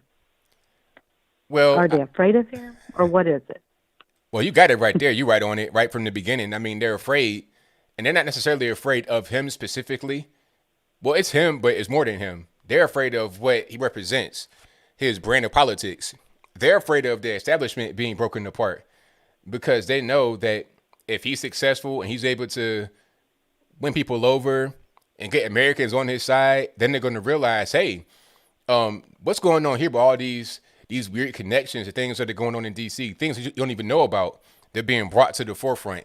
I mean, people like Eric Swalwell having a Chinese spy and all kind of other stuff going on. These things would kind of be just thrown under the rug and hidden away if not for the fact that Trump was in there exposing stuff and being that lightning rod for people to see what's happening. And then when if they're able to get beyond him, then they can get back to just digging their heels deeper to the establishment.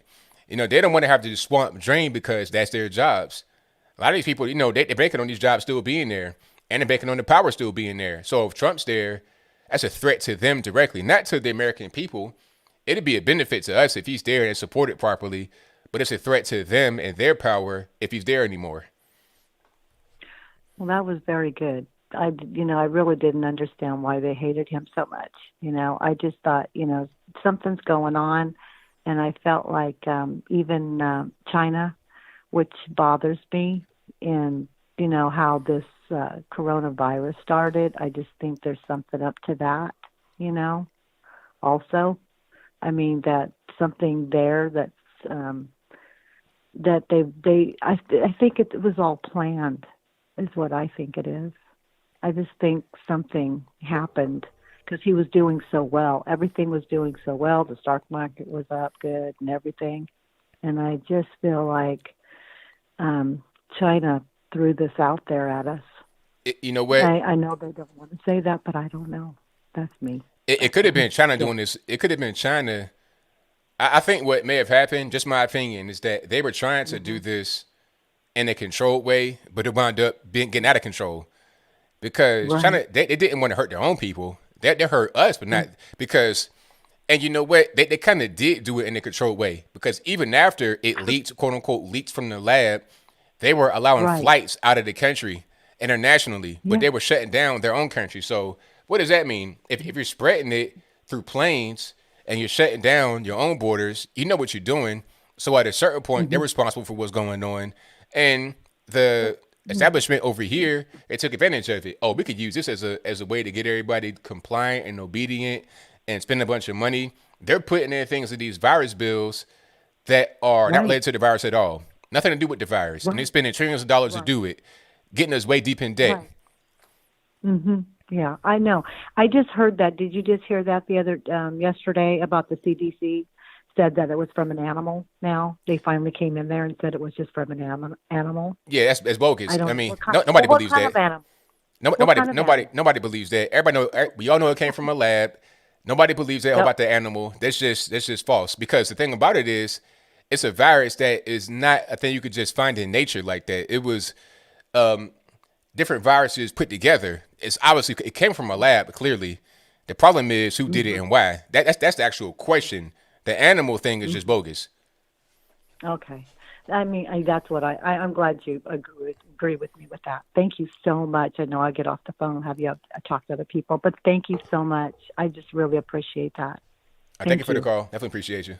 You have a great evening. Good night. I mean, it could have been in U.S., but it started in China. So whether it was us that sent it to them and they released it, it was them that did it. That's what's going on. Animal, come on. That's, we know that's bogus, straight from the beginning. So much. 215 below, who am I speaking to? ABL, what's up? What's going on, man? I just want to make a comment. You had a caller say something like, what can we do because the government's all the uniparty, they're all Democrat. What can we do? Is it a lost cause? I wanted to get your opinion. I think it's more important nowadays that we get involved in state legislatures. You got to get to know what bills are on the table for your state to vote on, or if you have a state election, are there any referendums and so forth? Just want to get your opinion on that. And love what you do. Keep it up. Thank you for the call, man. Definitely appreciate you. Yeah, so, I mean, it's really important to get involved in local politics, period. I mean, like city level, county level, town, wherever you are, state level, of course. You got to get involved that way and understand what's going on. See, it's one thing to get involved and just vote whenever you can, but understand what's happening too. Okay, when you voting for the mayor, who you voting for? Do you know anything about them? When you vote for these, certain measures and whatnot, what are you voting for? Go to city council meetings, figure out what's happening, get involved in your community locally. People just kind of let things happen to them sometimes and don't even really get involved. And then afterwards, they're like, well, what happened? Well, you should have been involved. That's the best place to be right when things start on the ground level. So you understand what's going on. So you're not surprised or taken aback later. And things kind of go from the ground up. What you do locally will affect nationally. And like I said, people that can be involved in politics, when they're called to, they should. A lot of you guys tell me, but if I can, I will. But that needs to happen. We need to get more involved locally in politics. It's very important. All right. Let's get to the next one here. 815 on the line. Hello, who am I speaking to? ABL, how you doing? I'm all right. How about yourself? Very good. Hey, I just got a question off the cuff here. Long-time listener, first-time caller. And this is a hypothetical question. You're going to play golf on a Saturday, and you can pick any three other people to play in your foursome in history, whether they're, past, either they passed away or they're present. Who would they be? I'm just picking your brain. I'm sorry. Wow, that's a deep question. I gotta get, I gotta get Trump there because I know he's a golfer, and I gotta talk to him because he has so much to talk about. He's talking about the business and the politics and what's going on right now. I gotta get Trump in there. Who else? Because that's what golf's all about. As you're playing 18 holes, you can pick their brains. Yes, absolutely. You can have. I want to get an economist. I want to get Milton Friedman. Friedman. Oh man. Yeah. Perfect. I want to get Milton Friedman. Who else do I want to get? I want to get Booker T. Washington. Because, one thing about him is that he went to church where in Rand, West Virginia, or in Malden, which is like where I was born. My family back in like the late 1800s went to that same church. So they may have known him and his family. So I want to talk about yes, West Virginia and his whole story, and I'm gonna talk about all of that, everything. So Booker T, and the last person, man, I don't even know. Matter of fact, let me get Rush Limbaugh because there you go. Because Rush, what I'm doing right now, I'm totally inspired by Rush as far as doing this online radio type thing. I'm totally inspired. Exactly. He helped me to really just see how to do this whole thing and how to talk and all that good stuff. So definitely Rush. That's my top right there. Oh man, thank you so much. God bless you, and I love your show. Thank you for the call. I definitely appreciate you. You bet. Bye-bye. Yeah. So Thomas Sowell, of course. There's a lot of people I could have mentioned. Thomas Sowell, Milton Friedman, Walter Williams. I met Larry Elder. Larry Elder's great. I like to go golfing with him. But Trump, it's so much I want to learn from Trump. Abraham Lincoln, George Washington. I mean, the list goes on. You can name everybody, really. But Booker T, that right there is a talk, right? That's a conversation. I have pictures of that church, too, somewhere. My dad sent them to me a long time ago. The Zion Baptist in Malden, West Virginia. You could look it up, Zion Baptist. And my family, the Gilmores, went there way back. I'm talking like late 1800s. They went to that same church. I think that's gone now. I think it's a volunteer fire station now, if I'm not mistaken, right there in the corner, right before you get to the interstate in Malden. But yeah, let's get to the next one here. Shreeves, what's happening, boss? ABL, oh my God, it's been a long time, brother. How you been? Everything is all right, man. How about yourself, man? How you been? Oh, they're coming for our cream of wheat. They're coming for our cream of wheat, man. I'm gonna miss that smiling guy. Aunt Jemima, cream of wheat, staples in my cabinet. Staples. Yes, indeed. And they said 2021, just as I guess is when they're gonna take the cream of wheat branding off, which is just terrible. Come on, man. Come on, man. That's crazy. Absolutely. It's absolutely nuts. Real quick, I hope you got that Ethereum that I sent you. Remember that Ethereum I sent you a long time ago? That cryptocurrency? Uh-huh. It's popping. It's popping. Oh, yeah? I told you, man. I told you it was going to happen. My Bitcoin hit 48K. I'm happy, man. And it's only going to rise. So everybody needs to be on the watch out for that. But real quick, I don't want to take any time. I sent you that story about the about the two diplomats in China. So they got mad at these two Canadian diplomats that were wearing Wuhan shirts, like Wu-Tang Wuhan shirts. And they said they don't want to have any countries of origins noted or anything like that. So that's that's a real story. Wow. International news. Wow. Hilarious, though. Crazy. And that's China for you, though. That's ain't no surprise. Nope. Hit routers. It hit the BBC. So they were like, nope, not having it. I guess Xi Jinping was like, But yeah, all this stuff is crazy. This national anthem thing, I mean, come on. What are we doing here? Like, what country are we living in now? They totally flipped everything right now. And I'm sorry for everybody that's kind of, I know everybody's got stuff to say tonight, and I can't wait to hear it. But there's a lot of emotion, I think, in these calls. And it's just good to hear everybody. I'm glad everybody in the chat is kind of just saying their emotions. And I just want to say what up and peace out, okay? All right, thank you for the call, man. Definitely appreciate you. Anytime, brother. I'll talk to you soon. And don't forget, Sandstorm and ABL Discord, you promised us. I got you, your man. copy now. All right. All right, now. All right, peace. All right, thank you to Trees for calling. Most certainly appreciate him. Here's a story he was talking about. Matter of fact, it's going on the screen right here. Canadian Embassy apologizes for Wuhan T-shirts featuring Wu-Tang Clan logo. All right.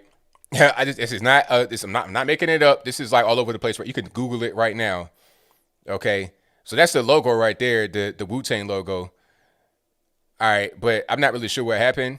Let me see. The Canadian Embassy in China has issued a formal apology after diplomat ordered custom T-shirts displaying the word Wuhan, the city where the coronavirus pandemic began, over the logo of the hip-hop group Wu-Tang Clan. I mean, why would they order those? I don't understand, but what's the problem? Like, why is it? Oh, okay. You know what? I think rap is banned in China, or they try to ban it. So, yeah, you can't do that. Hold on. I need to do a little bit more digging into this, but not at this moment, I suppose. But make it to some more calls. Let's go. All righty, man. What's going on? Hey. Been a long time. How you been? Everything's all right. About yourself? Yeah, things are doing pretty well here. We've got apparently the freest country in the world, and no lockdowns, no nothing over here, and very few people getting sick. So we're all good. But you know what? I'll think about you the other day, about Japan the other day, because Japan is like a lot of people that are pretty healthy and fit. Obesity is kind of rare, so that's probably part of it. Unless you sumo. Huh? Unless you play sumo. Yeah, right, yeah. Yeah. So what we got going on, boss? I've heard a lot of people say that this is a vascular disease. Well, I was thinking a lot of people are saying this is like a vascular disease too, but yeah, being healthy is definitely a good thing about it. So, this impeachment thing, I'm kind of curious. There's a couple of good YouTube channels out there. One of them is like Viva Fry. This guy, David Freiheit out of Canada, he and Robert Barnes, who's a civil litigations lawyer, and he works in the White House. He's an advisor to Trump and now Biden, I guess, but he's a Trump fan. So he may not be there for very long, but they have some really good commentary on the legality of the impeachment. So I want your specific thoughts on the political aspect and how it actually how should I say, contradicts what the U.S. law says about the impeachment, etc. Oh, and by the way, Jemima it's not a Hebrew name per se, but in Arabic it means dove. Anyway, so go ahead. Okay, now what was the question specifically? I kind of missed the first part of it. No, sorry about that. I guess you're more of an opinion piece on how the political motivations of the Democratic Party going against Trump and what its actual meaning is, I suppose, for the way it actually contradicts the political stance of the United States, right? So we have this idea of the unconstitutionality of the impeachment. You're impeaching a citizen right now, right? Yeah. But that being the case, they've declared it constitutional when it clearly is not. Yeah. And so what do you think the implications are down the line for the political stance that this is going to leave as a precedent for the future? Well, I mean, it's a dangerous thing because it can be used as a weapon, clearly. I mean, if somebody's not in office, it defies the whole the spirit of what was written. The whole point is to get someone out of office. So if they're not in office anymore, you define the whole spirit of it. So at that point, it's like, when can you just impeach anybody? Or you could just say, all right, on the last day of someone being in there, you just go ahead and find something to impeach them on, and then, litigate it afterwards. It's kind of like a way of harassing somebody. And then it is. Yeah. And then it's like, okay, if you can have the impeachment trial after someone is done, can you impeach them like preemptively? Can you do it before they get in office at all? Like, where did we stop? Well, they tried, didn't they? Did they? They were trying to impeach him before he ever even got in office. Yeah, they were saying that they wanted to impeach him from day one. They were saying that. Right. And so, okay, a prime example, the lady that's making a lot of waves right now, Marjorie Taylor Greene, yeah, they might want to try to impeach her now before she gets to presidential. So they could just say, all right, we're going to prevent you from even getting into that office. So it could be used as a weapon to attack those who don't like politically. I'm sorry, I missed something about Marjorie Taylor Greene, and how would you impeach her? For what? Nothing. I mean, I don't know. They could say, all right, you were believing in QAnon stuff and you were spreading it, therefore you are a dangerous person, therefore we're going to impeach you based on those grounds. I mean, like, what did they have on Trump? They have nothing on Trump. Oh, you instigated the riot. But then they're not saying that about Maxine Waters, talking about when you see them in public, push up on them. And if they're at a gas station, a beauty salon, department store, they're not saying that about her, but they're saying it about Trump. It's really nothing. But as long as you get any little thing, you could just use that and have that be what you have to use as a weapon against them. Right. If you start using this against civilians, where does it stop? If it's become a weapon, yeah, the danger is that it's always going to be, I guess, used against you. You can use it against yourself. Somebody's, next time party changes, if Republicans are in power, but I think in power, they could use it against you, right? Oh, let's impeach Clinton for stuff he did in office then. My question is, another question is, I suppose, do you law of the election? Did you read the Time article? Yeah. About really interesting. I did read that. That was crazy. I think they were just admitting it right there. It's like, hey, this is what we did, so we're just showing you. Okay, so I studied magic for a long time, and I was a magician. And one of the things that you do is you kind of try to figure out, how do you trick somebody else, and what's the psychological implications, and how do you go about doing that? I think what they're doing is they're preemptively throwing this out there, because if somebody else decides to go in, because the government can't do it now, it needs to be a private litigation. Somebody needs to privately go in and investigate the elections. They're going to find something. And so Time is preemptively throwing it out there and saying yes, but what they're doing is they're putting out in the public perception that we had to do this because this is how we saved the democracy. Yeah. It's all perception. And this political fair is no longer about keeping the American people safe. It's, I don't know. I wondered what you were thinking about it. So well, yeah. It's really bothering us. Like over here, and matter of fact, all around the world, the outside perception is we're really bothered by this, obviously. Probably even more so than people who live in the States, because there are a lot of people who live in the States who I think it's not that they're not smart enough to not get it, is that they're busy with their own jobs and their own lives and COVID and everything else and their own families. And so they don't have time to go look up all the information. So they just watch what's on TV, and then the news tells them whatever. And it's not a matter of who's good or bad. It's who do you believe? Who do you trust? It's a matter of just kind of like brainwashing. You know, you're watching a certain thing. You don't really have time to investigate. So you just turn on the TV casually, and then whatever you hear, you pretty much believe it. If you kind of lean left, you're gonna believe whatever a left-leaning place tells you, and have that just be what it is. So thank you for your call, man. Definitely appreciate you. Yeah, man, you got a lot of calls to get to. I'm gonna have to start my own channel or something. I'm sorry about so much. Yeah, man. All right, appreciate you. All right, man. Thanks. Yep, be good. Yeah, it's wild. And sometimes people get so crazy that they go way over and above what is called for. They go way too far with what's called for. All right, matter of fact, hold on. I know I've probably played this video before, but I got to play it one more time. This is what happens when people just go too crazy with this whole thing with the virus. Hold on. I'm playing it one more time. You already, if you've seen it before, you've seen it before. You already know what I'm going to play. Can you guys just wear a mask?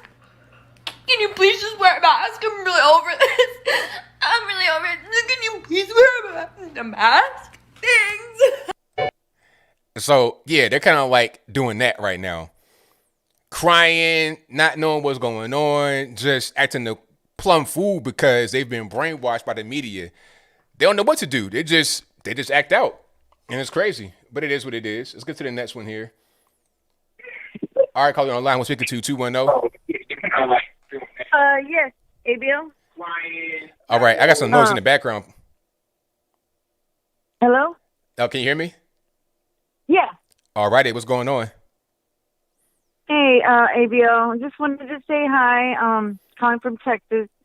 And there's just a couple of things going on with me. My husband and I just recently recovered from having COVID.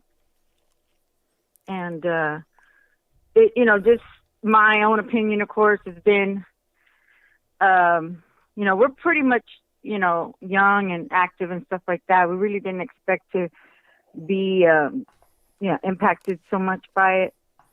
Of course, the thing about it that struck me as odd is because I've been around kids. I'm like, work with children as my profession. So, I built up my immunity over the years and stuff, and of course gotten just about everything out there. And it just didn't seem like a natural occurring type of virus, in just my opinion.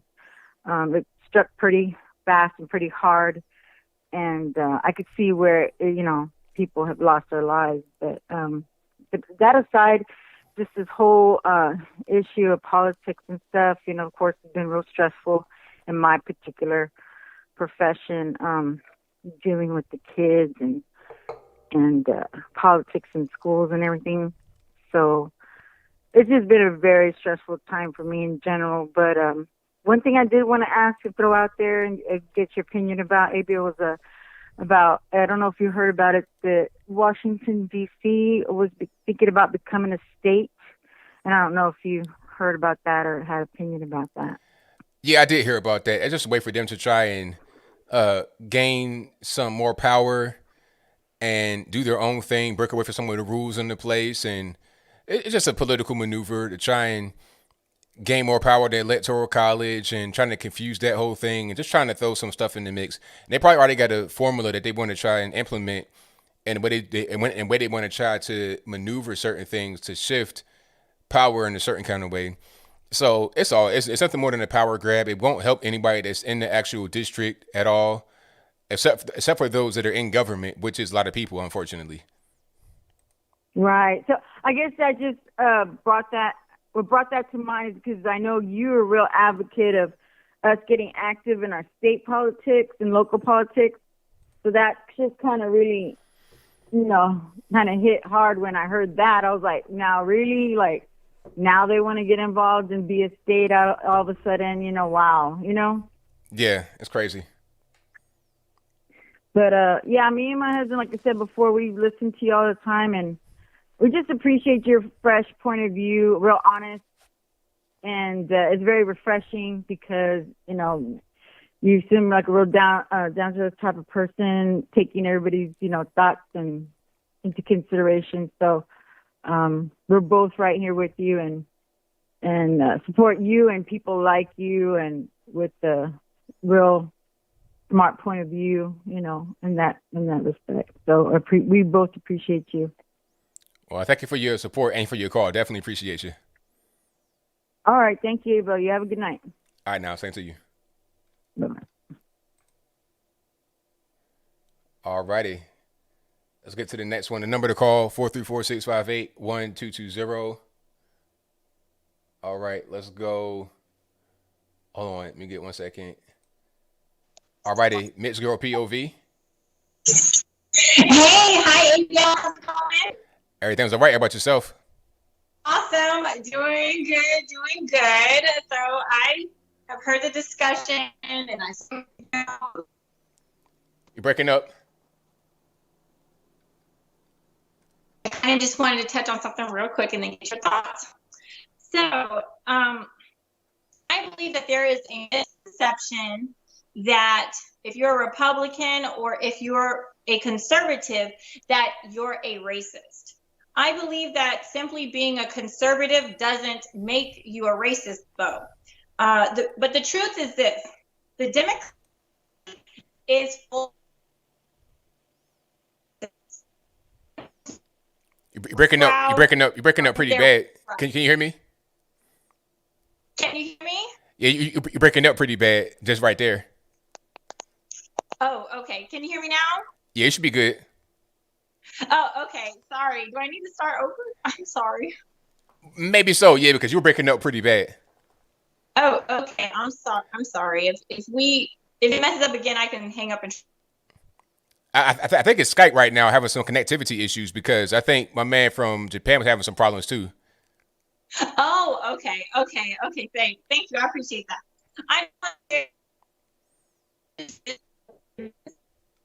If you're a Republican or a conservative, that you're a racist. I believe that just being a conservative does not mean that you're a racist. But the truth is this: that the Democratic Party is full of many, many racists, and that includes many people in their crowd. I'm here to say that there are way more racists on the left side than the right. And, I don't think racism is okay no matter what side you're on. It's never okay.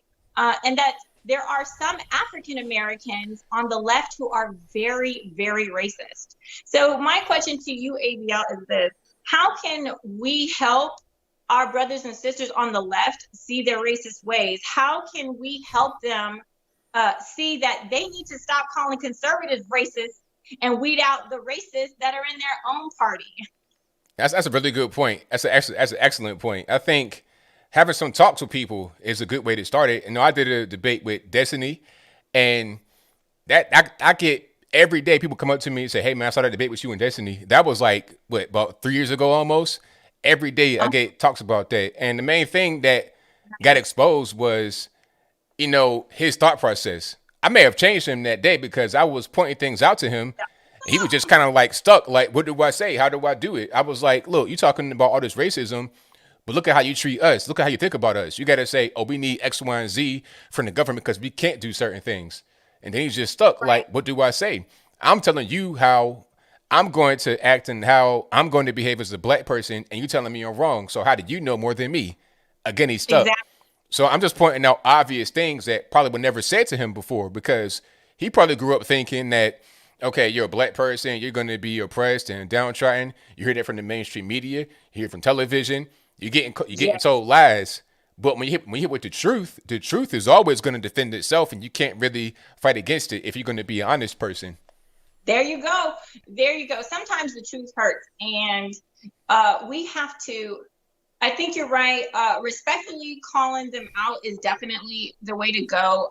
It's good that you found someone who's open-minded to debate with you. My experience is that it seems like the people on the left, a lot of them can be so emotionally charged and stuff that they don't even want to hear anything. Like, you can't get anything through. It's like you're talking to a brick wall, talking to a brick wall. So, hopefully that open-mindedness can be there so that we can engage in those discussions. So that's cool that you did that. I was just curious to know your thoughts on that. So thank you so much for sharing and taking my call. I appreciate it. All right, thank you for the call. Definitely appreciate you.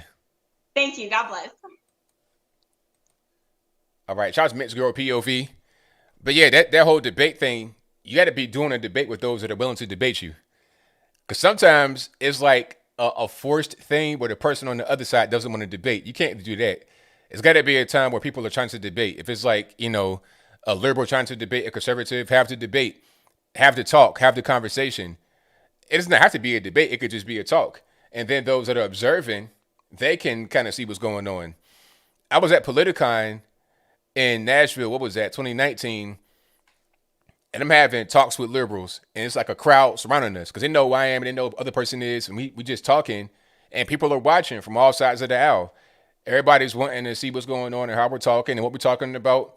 It's an interesting thing for those that are open-minded. They can see what's going on.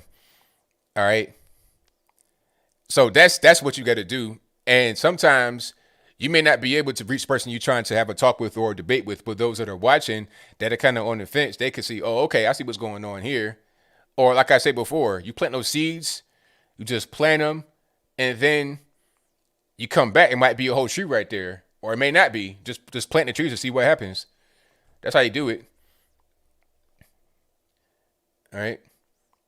So let's get to the next one here. All right, Skype caller, who am I speaking to? Hi, my name is Aiden. All right, man, what's going on? I was gonna ask you what your opinion is. What your opinion is on the current state in censorship. Well, that's a broad topic. I mean, yeah. What do you mean? Can you be more specific for me, please? Like, what do you think the future is with Gab and Parler? Oh, okay. Well, what's going to happen? That's a great question, by the way, actually. What's going to happen is people are going to be less reliant upon major mainstream sources of everything. And a prime example is Parler, because Parler is an independent platform. It's its own thing, but at the same time, they're relying upon mainstream players. They're relying upon Amazon AWS for the hosting. They're relying upon other third-party software that does not appreciate the right. It's all left. It's up they use the credit card processing and even the banks and all that. So it's like you got to develop things that are more neutral, and there's got to be laws at a certain point. Okay. If there's a monopoly on banks and all the banks say, okay, like let's say it's 4 banks or 5 banks and they all say, we're not going to serve you. Well, isn't that discrimination? I should be able to get banked as an American. If I've committed no crime, why can't I get banked as an American? I should be able to have a right to, put my money somewhere rather than just putting it under my mattress. So at a certain point, there's got to be laws that are updated to protect people online. Not saying that you got to force people to do certain things, but you can't shut someone out of society. You got to have a bank. You got to have certain things to live. You can't shut someone out of society like that. So I think you're going to have more independent places to get certain resources from. And you're also going to have laws change that are updated to reflect fairness in the world that we live in that is all online.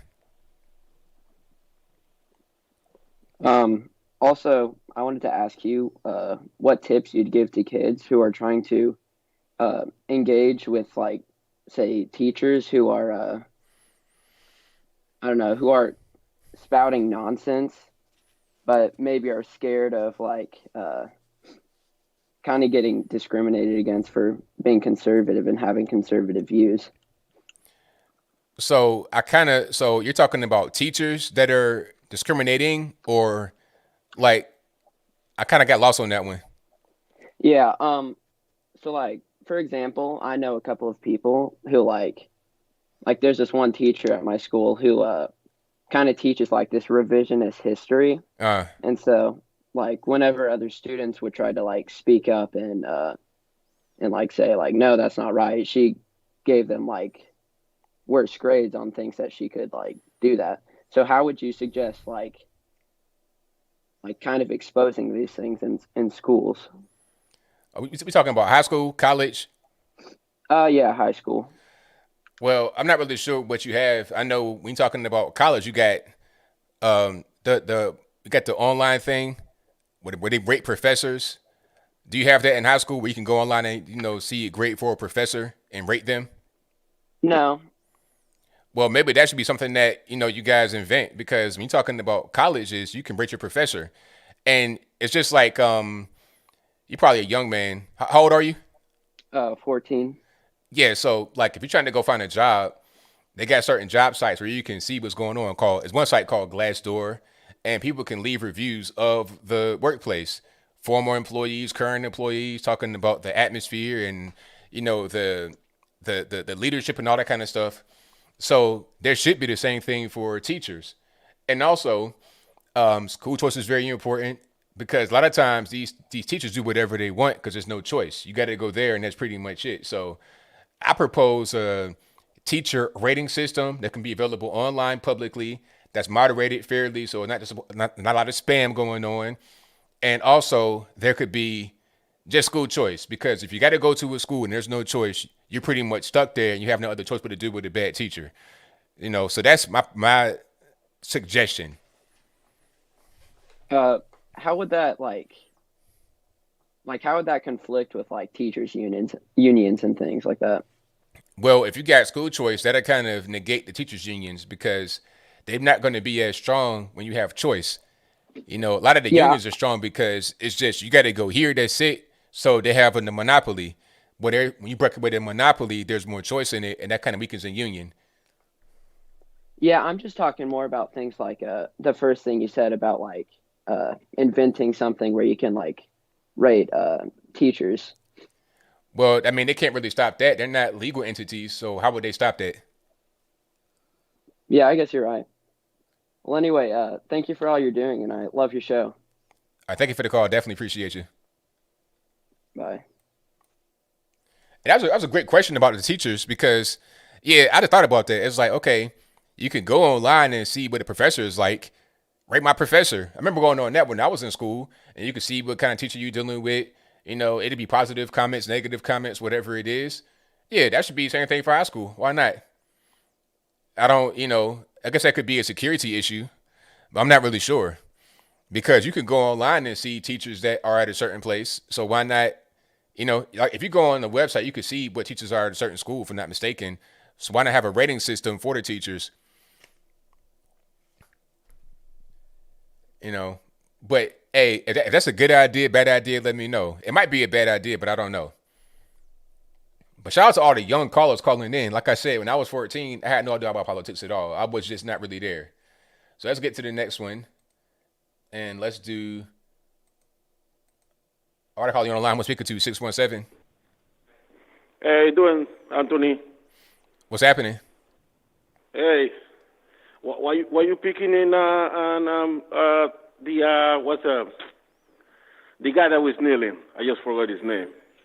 Why are you against kneeling during the anthem? What is the problem? I just don't like it personally. Personal preference. Oh, you don't like it. So, but there's nothing un-American about that, right? That's your opinion. No, but there's nothing un-American about that. I mean, we've been through histories that people have done worse things than what this Kaepernick did. Like what? Well, I mean, you don't know what happened in 1964 to 1965 to 1968 during the Vietnam War. What about it? Do you know or you don't know? What are you talking about? The war? Man, you live in the United States. Yeah, during the Vietnam War, what happened in the streets of Washington, D.C.? What happened in the street of, in Virginia? What happened in those streets? What happened? Well, a lot happened. I mean, it's a lot of different things that happened in that period of time. We talking about specifically. They were protesting. They were burning American flags. Spitting on it. They were the soldiers were throwing out their medals. They were burning their uniforms because they were against the United States, because they lied to them. The government lied to them the involvement in the war. Okay. So don't you think that's un-American, burning the American flag? Yes. And then you know how the people call those kids? You know how the American public called them in general? No, of course, there were some specific that were upset, but you know how the majority of people called them? You tell me. They were heroes. They were called heroes. He said those kids are the heroes and the future of this nation because they stood up for the government line to these young kids that went to Vietnam to fight, and a lot of them dead. A lot of them came back with mental issues, handicapped, no arm, no legs. So those kids were called heroes. So why? So not be a hero? Are we comparing people that got sent to the Vietnam War, not even on their own volition, because you had the draft back then? Are we comparing people that got sent to the war against their will to Colin Kaepernick, a football player? Really? Are we doing that? I mean, you have the right to protest whatever you want. I mean, it's a specific. Okay, but check it out. Check it out. I have the right to not like it. That's my right. Then that's okay. But so what's the problem? It's not inconstitutional. I just wanted to let you know. Who said that? It's not. Who said that? You said that's it's un-American. It's not. No. You said unconstitutional. I never say that. Oh, okay. So it's not constitutional American. It's okay to protest and kneel. There's no problem with it. But I don't gotta like it. So what's your point? What's your point? People get upset with a lot of things. Look. Okay. There's nothing wrong. You got a pretty weak argument tonight. You could say they could protest. I don't gotta like it. Okay. They have their freedom to protest peacefully. I have a freedom to not like it, and that's just the way it is. It's a two-way street. You can't just say they could do whatever they want to do, and I can't. That's unfair. If they could do what they want to do legally, then so can I. And if you do that enough, people not liking it, that's just the market speaking. You're speaking what you want to do and your protest. And I say, you know what? I don't like that. I'm going to opt out of watching this. And we're both right. That's just what it is. So what's your next point? But you know what? You were talking the whole time and I could not hear you and nobody else could. So you got to start listening rather than, flapping your gums too much. But go ahead. No, I'm listening. You say you saying that is nothing wrong with that. It's completely American to do that. Well, I don't like it. That's my choice. So there is something wrong with it. But see, that it is something wrong with it from my point of view, from my personal opinion. My opinion is that I don't like it. That means that I think it's wrong. I think you shouldn't do it. But you have the right to do it. I'm not saying you can't, but I don't like it. So that's the only point that I'm making. Now we can move on to the next one. So now we understand each other. But like I said, we can move on. We've already decided that. We've already said, you have the right to do it. I agree with you on that. But my point is that I don't like it. That's the only thing that needs to be said. There's no more to the discussion. Move on to your next point. Nothing that's completely acceptable when it comes to our freedoms, because we have a freedom of expression. But I mean, we're not arguing that point. What are you talking about? Okay, so what you send a different message to your audience now. It's like those who went to protest during the Capitol. They're totally stupid people, but hey, that's their right to protest. I don't agree with they went inside the Capitol and called destruction of violence, because that's you violating people's property, damaging people's property. What is your point? Property. But my point is that they went in a promise of a false when Trump told him that the election was stolen, when it was not stolen. No evidence that was stolen. Justice Department said it was not stolen. 12 intelligence agencies were. All right, we're going to go down this road again. I mean, we talked about this before, so there's no point in just relitigating it. Look, at the end of the day, there's right to protest peacefully. If it goes to a non-peaceful place, then we're not dealing with rights anymore. We're dealing with something else. That's the bottom line. You could protest peacefully, and I can say, you know what, I like it or I don't like it. That's it. That's nothing more to discuss. You're talking about the January 6th. I mean, at the end of the day, People that went down there that were peaceful, all good. People that were not peaceful, not good. You could talk about Trump inciting it or whatever, but the reality is that people were down there that probably don't even like Trump. People that have been planning it for weeks. You know, they arrested guys weren't even really Trump supporters, so it don't even really matter. And talking about the impeachment thing, I'm asking you this question: if you are still there now, do you think they're going to convict Trump on the impeachment thing? They're not going to convict him because the Republicans are not going to vote for it. But okay. Actually, I would exactly. So what's the point? So what's the point in doing it? They're not going to convict him. Well, we need to send a strong message to the American people. And what's the message? Send a strong message to the government, people in government, because if he does that, what is the message? With it, what is the message? That you should not lie to your supporters. You should not lie in base of false. That so, you didn't. I mean, please. All right. That's enough. Thank you for your call. I mean, please. Ain't nobody lying. You know, we saw that there was a lot of stuff going on with the election. That's just the reality. And we're talking about lying. That's not getting into the lying. Let's not even go down that road with the Democrats and what they talk about all the time. We ain't talking about the deception that they engage in all the time. Hunter Biden, Joe Biden, Eric Swalwell, Maxine Waters, Nancy Pelosi, Chuck Schumer, the whole squad. Okay. Ilhan Omar, married to her whole brother, married to her, consultant, Tim Minette, giving him $1 million. Hey, come on, stop. Let's not lying, talking about, you got some nerve as a Democrat talking about lying from your side. Oh my goodness. Good night. Okay, let's get to the next one. 8617, your line, I'm speaking to. Joe Biden, Eric Swalwell. Hello, who am I speaking to? Yeah, AB, how you doing, man? It's Paul from China, man. How you doing? Everything's all right, man. What's happening? Yeah, it's been a long time since I called in. I had a quick question for you. You may have commented on this in a past video, but maybe I missed the video. I'm not sure. But it's just a little off topic. Well, it's not about some of the current topics, but it's about the ADOS, ADOS. Yeah, and it's like a whole movement out there of a lot of African Americans adopting this new naming nomenclature. And so you may have commented on it in the past video. It's kind of an old thing, but if you did, I missed that video. So just what's your thoughts on ADOS? Do you think it's a good idea? Is it something that you would use for yourself? I know Larry Elder doesn't support the idea of African American. I've seen a few interviews with Larry Elder not liking the idea of blacks calling themselves African Americans. So, do you support African American? Do you support ADOS? What's your thoughts on ADOS? I think it's just kind of a strange movement. Like my take is a little bit different than some others. I think what it causes is more division within black people, because what I see a lot is, when something happens, they say, "Oh, that's not an ADOS person. That's an African, or they're from the Caribbean." It's like, okay, so rather than just everybody being black and having that be the thing, you're talking about, "Oh, I'm over here. I'm American," and they were born in America, been here 3 generations, but they're not American.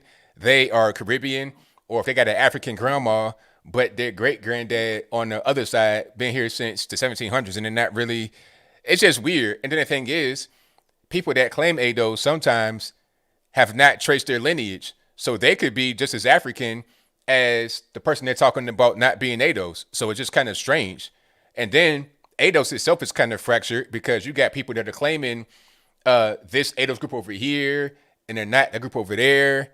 So it just causes division and fractures. It causes more infighting. So the actual objective, I guess, is to get together and have one unified thing, becomes less unified. So it don't make no sense to me. Now, I do appreciate the idea of people just, finding out more about themselves and also identifying with being American. I appreciate that part, but I don't like the division that it causes. So what do you think is a proper term that Black Americans should call themselves? Once again, going back to Larry Elder, he's talked about just American, and that's cool with me. But I mean, you have different types of Americans, right? You have Black Americans, white Americans, Hispanic Americans. So should we be just American blacks, Black Americans? I never really heard Larry Elder really dig in deep on exactly what we should be called. He just said he doesn't like African American and that we're Americans. But okay, but he didn't really even go further, like as far as different types of Americans. And so what do you think? We should just Black Americans and stop there? Yeah, Black Americans, that's fine. Like really, the main thing, like when you go overseas, you're an American. Like straight away, you got the blue passport, you're an American first and foremost. But when it comes down to just narrowing it down to the race, just say Black American. To me, that's fine. I don't see nothing wrong with it. Are you against African American? I don't like that term African American because it's not really specific to me. Because what does that really mean? You talking about Elon Musk, Charlize Theron? Because technically they will fall into that category. Because look at it like this: if you come from Mexico and now you're an American, they might call you Mexican American. If you're Asian, they may say Asian American. If you came from Asia recently, but if you were born and raised in America, how would you be called a different country first before American? I mean, no sense. If you are Nigerian or something like that and you were born and raised there and then came here, that might make more sense. But they don't even do that. They talk about the specific country they come from. So it's just weird. It's just kind of strange. Like, just say American. Ain't no dash. Just say American because you're born and raised here, been here for hundreds of years. Just name it and claim it. And if you want to break it down to race, just say Black American. Then that is not confusing. Everybody knows what's going on, and that's it. Because when you go overseas, you go on, like if I was to go to Africa, I'm not African American. I'm an American. They're not gonna say, "Well, that's an African American." They're not going. That to them, that does not make sense. They're gonna say American. Right.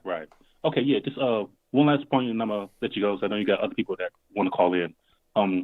As far as just going back to the ADOS real quick, very briefly. The people I've heard talk about it, one of the central arguments is that we're here and we're the descendants of slavery and we have our own thing here basically. And they were saying like a lot of people from the Caribbean, from the continent, blacks even from Europe, come here and they say, okay, well, we have our citizenship or whatever, or we've been here for a few generations, so we're Black American too. And the ADOS people are saying, well, that's fine, but you're not us. You're not a descendant of American chattel slavery. And so I guess the main argument is that we should have a naming convention that really puts us in our own distinct group as people that are descendant of American chattel slavery from the way back, the 18th century and the 17th century, and not just here a few generations ago. All of us calling ourselves Black American as if we're all the same when we're not all the same. Okay. Yeah, I mean, I see that point, but that goes back to the whole thing from the beginning. It's like, okay, the lineage tracing, a lot of that's not going on with ADOS people. A lot of us cannot trace ourselves back to the boat. So we're just kind of guessing. And then sometimes, well, most of the time we're mixed with white. So how does that really work? If you have somebody that is like 60% African DNA, like Yvette Carnell, I'm going to just say it. I mean, come on. Like you got half of you that was not a slave, half of you that was, or as far as your lineage, half and half. So how do you really claim one or the other? And then you might have some white people that may be able to say the same thing. Oh, I have slavery lineage. So do we include whites in the ADOS definition, or those that appear Black? Mariah Carey, do you put her in? I mean, it's just so many different ways you can go about it. And you ultimately going to have people like Sean King and Richard Dolezal trying to get in the mix. They're going to have a DNA test to say, hey, I got 5% Black. That means I'm ADOS. Where's the cutoff for your DNA that must go back to the boat? And how many of them have traced their DNA all the way back to the boat? I don't really see the benefit of it. I understand the purpose, but I don't see the benefit, and I don't see how it's going to work in a logistics point of view. If you see what I mean. Yeah. Okay. Yeah. Well, like I said, it's out there. It's like a tidal wave, a whole movement going on. It's not going away. So at some point, we're going to have to come to terms with it and really deal with it. Yeah. But yeah, that's all I had. So I'll let you go, bro. Thank you for the call, man. Definitely appreciate you. All right. Yeah, that's an interesting question though about ADOS. I've been hearing about that a lot. I've been watching it. I've been, I'm everywhere. I've been watching Yvette and Tone talk about that. I know about that a lot. I've been involved with those talks. I'm talking about. I was involved with that before. They were talking about it on YouTube. I wasn't like a pioneer of it, but I've been around Nation Islam guys. They talk about that kind of stuff. But a lot of guys that claim ADOS and FBA, all this and that, they don't trace their lineage. They just assume that they're part of a particular group. And all at the end of the day, all that it does is create more division within black people. Therefore, more division among people, period. And then to what end? But I understand what they're trying to do. They're trying to have, okay, we're Americans, we're black, and this is our thing. You want to have a lineage, an ethnicity. I get it. But I don't know. Yeah, but at the end of the day, as far as what we're going to be called, I say American, first and foremost. Everybody that's an American, be American. And then if you got to mention race, just say whatever the race is, then American. If that must be said. All right, let's get to some more here. The number to call, 434-658-1220. 972, hello, who am I speaking to? Hey there, this is Leon from Texas calling you up. ABL, how you doing, brother? Everything's all right, man. How about yourself? Oh, I'm doing awesome despite all the chaos and frustration that's happening in America today. No doubt. Hey, listen, I thought I'd call and possibly add a little bit of some levity to the conversation of our otherwise circle of depressing subjects we have tonight. Yeah. First off, I do not watch football. I'm not really a sports kind of guy. My dad was, especially baseball. So when I found out this previous Sunday that it was Super Bowl Sunday, I'm like, what? I didn't realize that. And usually there's a lot of, because we're in Texas, there's a lot of chatter about, the Super Bowl and other football events. So when it came across my my notice that Biden's video message got booed at the Super Bowl, I was like, oh, I have to look this up. And I did, and I'm like, there's this video where it's edited to keep, like, the part where he's talking silent, and then the boos come in after he starts the moment of silence.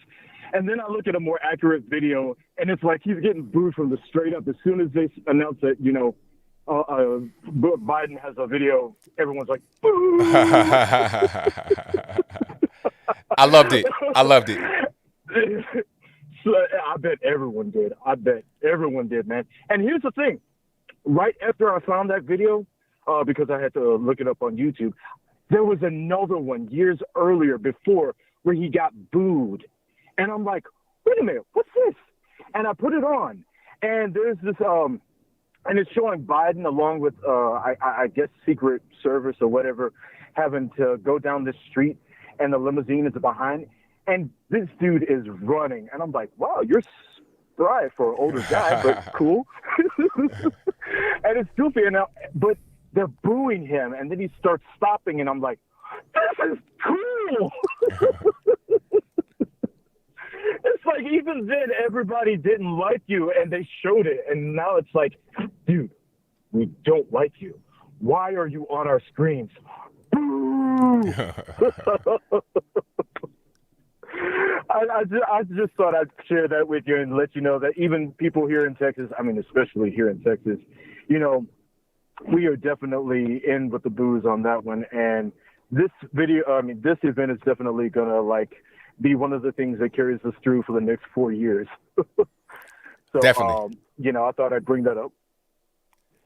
No doubt, man. I appreciate you. And you're welcome. And if I could float an idea by you real quick, especially since you have social circles that this subject probably came up in. What is your thought about not just Texas, but a whole bunch of other southern states, I guess you could say red states, having to divorce from the union and having to become its own countries? Because I've heard that it's been done before. Oh, wow. I mean, that could happen. I think before anybody would secede from the union, you have California break up. That's going to be next. California going to break up. Oh, yeah. That's already been, I did a video about that some years ago. They're talking about 3 different Californias, northern, southern, and central. That's going to happen. Yeah. So I think, because California is too big. It's just too big, too diverse of a region. different things in the north versus the south and the central part and the city. So that'll break apart first before you have any kind of secession, in my opinion. Especially with recent events, I can see that. Oh yeah, definitely, 100%. And right about now, I wonder exactly how many actual legal Americans are in California right now as opposed to illegal ones. The illegal population is crazy.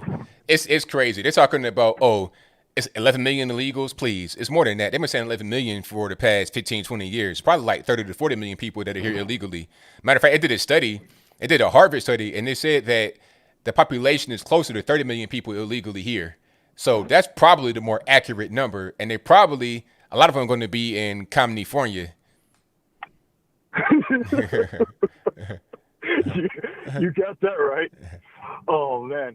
Especially with all the taxation that they're doing and hammering down on the middle class. I mean, dude, there's like a huge, like here in Texas alone, there are so many cars from California. It's like, what's going on? Why didn't y'all just stop at Nevada, Arizona, New Mexico? I mean, they're trying to go. They're trying to go far away. They're trying to go all the way far away. They're coming over here to Tennessee. It's like, sir, stay on the other side of Mississippi River. Don't come over here. You got that right. And now we Texans like have to have bumper stickers making a plain statement for all Californians and all people from other states from the west side coming here to know, hey, don't California my Texans. That's right. And I'm like, I hope they get the message, no matter, even if it's not just Texas, no matter where it is, if you're coming from California, please, please, please, all that decision making, all that voting that y'all did to make your wonderful California the dream state that it is today, please keep that over in California. Don't bring that over here because we love our state. We love our state. That's right. Hey, man, that's all I wanted to share with you. I hope it added some levity. I hope everybody was able to get a bit of a laugh out of that. My friend, God bless and stay safe. All right, thank you for the call, man. Definitely appreciate you. Welcome to it. All righty. Yeah, man. Yeah, they're coming over here in droves. But you know what? The illegal population in California is crazy. And guess what? You can't pay taxes if you're there illegally. All right? If you're there illegally, you ain't paying no high taxes. That's the schmucks that happen to be here legally and abiding the law. All right? That's the poor guy that's getting right out of California right now. And the crazy part is that they're going to vote the exact same way they were in California. It's like, don't you understand? The reason why California is what it is because the way you vote. It's you doing it to yourself. You know, that's the power of politics. Unfortunately, it's a lot of power behind politics. Pardon me. 519 on the line. What's speaking to? Hey, my name's also Anthony. How you doing? Everything's right. How about yourself? I'm not bad. I'm calling you up here from Canada. We've spoken before, but my connection was kind of bad last time. Can you hear me okay, though? I hear you well. Okay, great. Yeah, I was just calling. I saw the title right now of your current live stream on YouTube about, well, the thing that caught my eye was the whole Aunt Jemima thing. I thought it was kind of funny, after everything that happened in 2020, all the rioting and all the stuff about George Floyd and everything. What we come out on the other side of it is, we got Aunt Jemima and Uncle Ben's canceled, and I think like the Oscars have diversity quotas now. I think the solutions that are proposed problems are so not serious. It shows you how serious the supposed problem is. We have a real supply and demand problem, as they say, when it comes to oppression. And what we end up on the other side of all this rioting after everything that's happened is, we got Aunt Jemima canceled. It's kind of funny but sad in a way. It is funny, but also sad. Like you got $20 bills of Harry Tubman on it, and then you get Aunt Jemima canceled. So I guess it just traded. It's like we can't have too much going on, too much, representation. Take her off and put her on. And that's all you get after all of that. After all that damage, death, destruction, chaos, that's what you got. Ridiculous.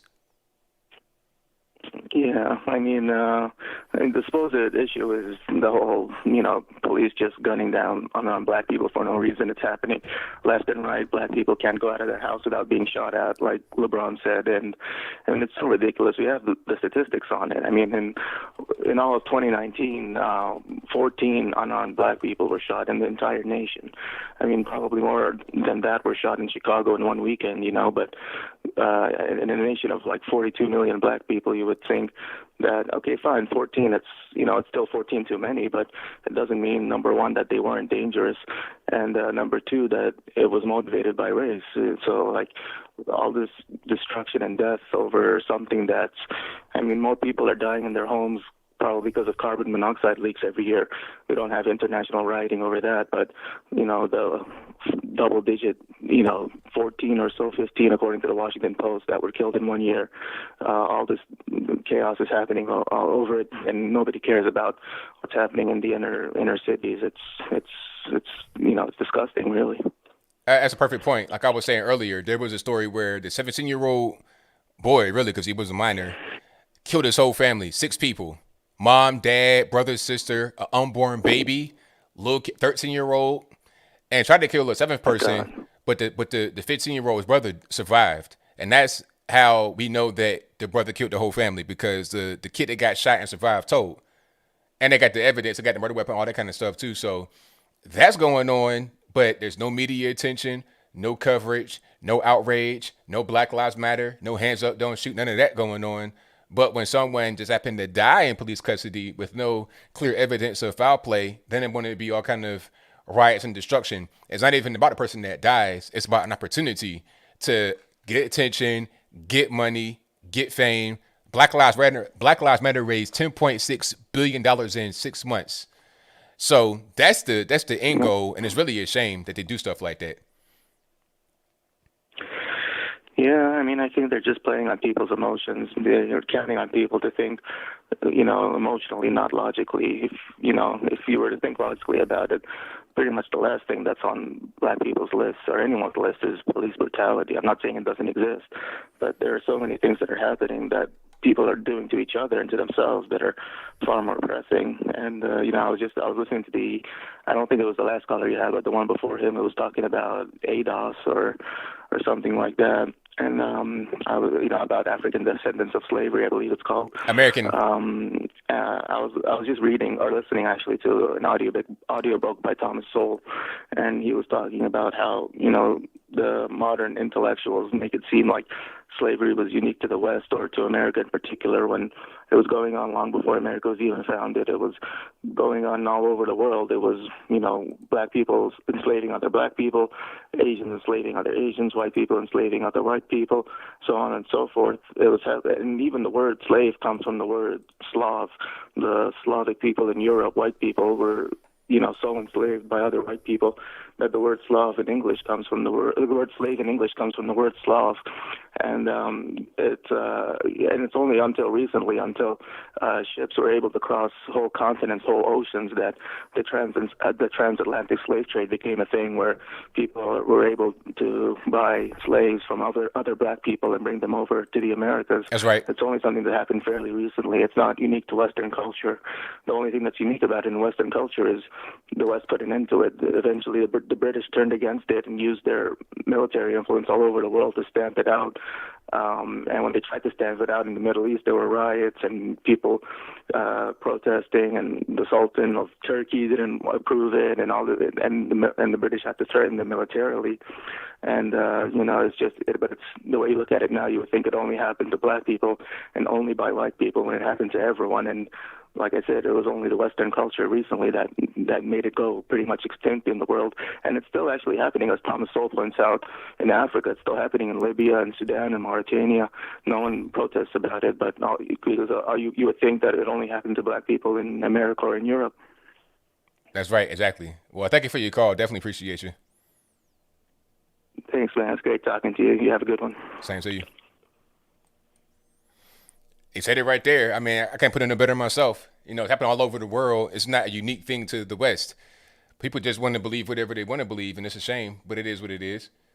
How can you tell someone How can you convince someone of the truth when they don't want to hear the truth, when they're so convinced about what the lie is, about how to be a victim? When that is their primary objective and their primary focus, how can you convince them anything otherwise? 760, you're on the line. Who am I speaking to? ABL, it's been a minute since I called you. Yes, Look, yes. this is Desiree from California, okay? And again, I got to get some stuff off my chest. See, y'all making my blood pressure rise with all this race talk. It's meant to divide us. I've spent a lot of time personally looking through my ancestry for the last 2-3 years. And I mean about 20 hours a week, I'm looking through records, verifications of birth certificates, marriage certificates. I've got black people in my family that were owned by Indians. I got black people who had slaves themselves. And then another thing, black in legalese is an adjective. It's meant to describe. It is not a race. Same thing with all of these other races that they come up with. And it's meant to put you in a race and pit you against one another. There's no such thing. And I've gone back to find out that I'm a quarter Nigerian. I'm related to Chief John Ross. I'm related to Zachary Taylor, the 12th president. I've got and my grandparents were living in Pima, Arizona, before they redrew the line for the border of the southern border. So they were originally Mexicans. When they redrew the border, they changed. They kept their citizenship as U.S. They changed their race in the census records to white. I've got family members in my record, or in my family, who've had their legal documents altered by the state of California, because that's where I'm at. I know everybody hating on California, but there's a lot of people here that are trying to right the wrongs of what they're doing to this state. So I would like a lot of people to take the opportunity to do their DNA, see where you really come from. Drop these divisive labels that people are putting on one another, that the powers that be are putting upon us to categorize us and put us in check boxes and to divide us. And on top of that, another thing about California, honey, we working our behinds off to get rid of Newsom. Newsom got to go. We through with Newsom. And I'm so glad that we just barely kissed the 1.5 million signatures that we need to put it on the ballot to try to get rid of him. So is that happening? It's gonna happen. We gonna keep chipping at it until it does happen.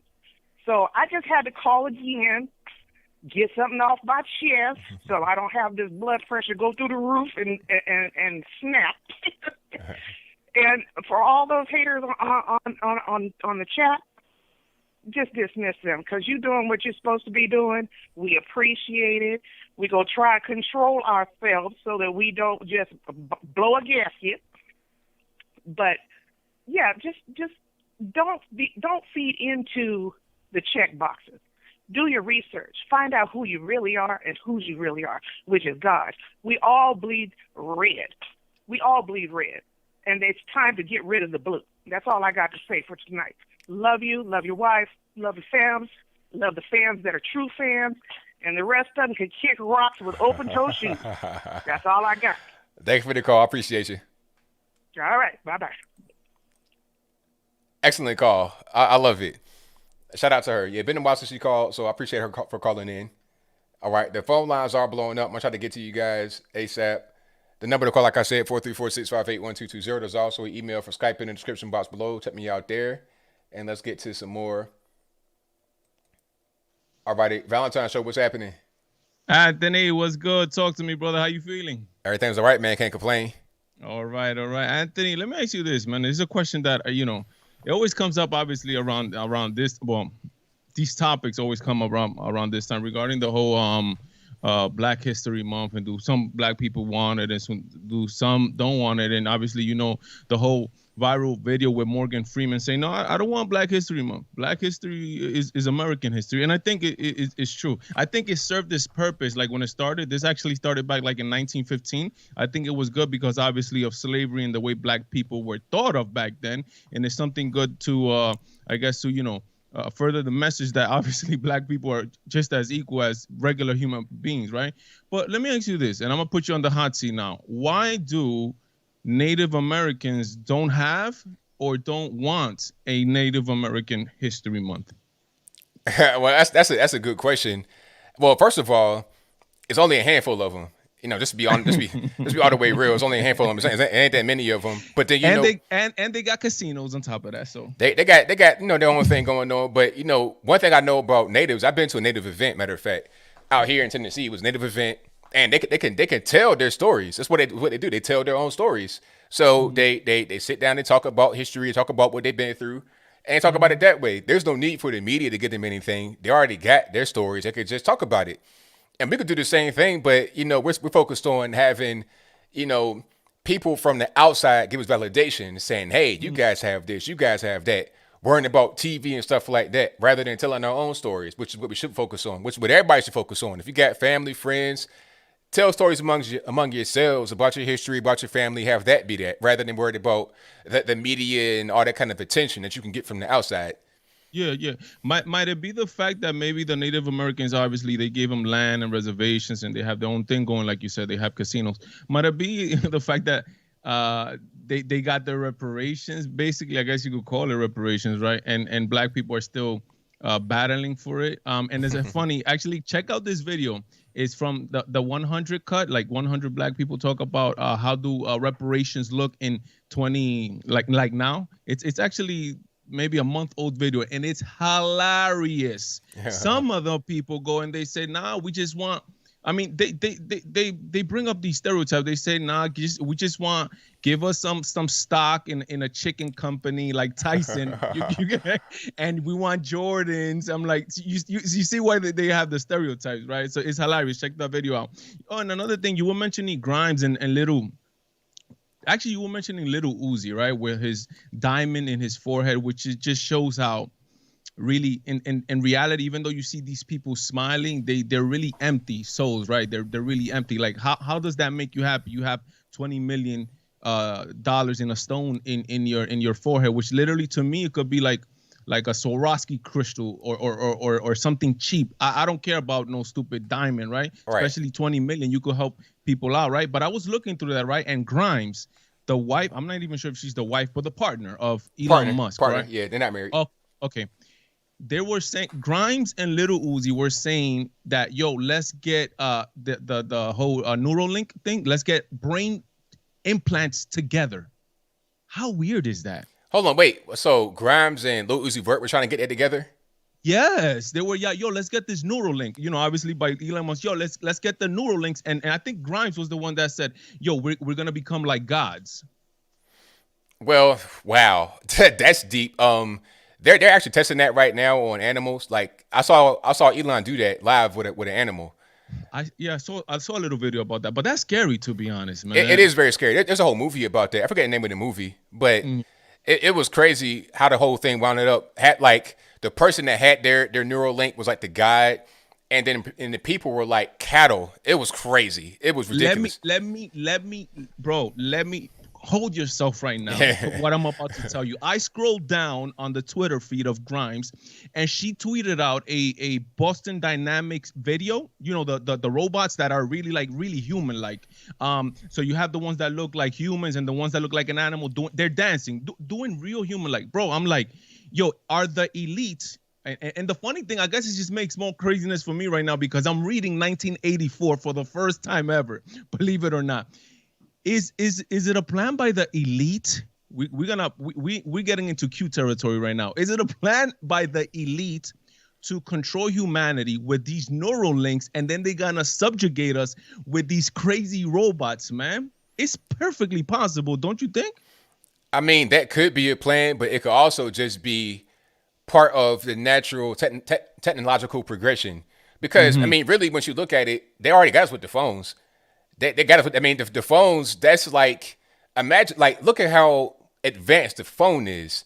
Think about all you can do. You could do everything right from the palm of your hand. You got a library, you got your bank, you get everything right here in this device. You had to go out of your house and go to these places. It was physical brick and mortar, all right here in your device. So they can just put this right here, just one step right there. I mean, that's the next step. I mean, because how powerful can your phone get? How quick can your phone get? What's the next step? Just put it right in your brain. They already, that's the next step. Is insanity, man, and it's scary. And to leave you, man. Listen, Mark Cuban, he gives a reason, the reason that he was not playing the national anthem in his home games, right? He says that the national anthem doesn't represent everybody. I'm like, it represents America, dude. My question is to you: do you think when Mark Cuban, when they go to China and do these exhibition games that they're doing in China, you think he's not going to be standing up for the Chinese national anthem? Oh, they definitely will. Like Daryl Morey, the GM of the Houston Rockets, he been there for 13 years.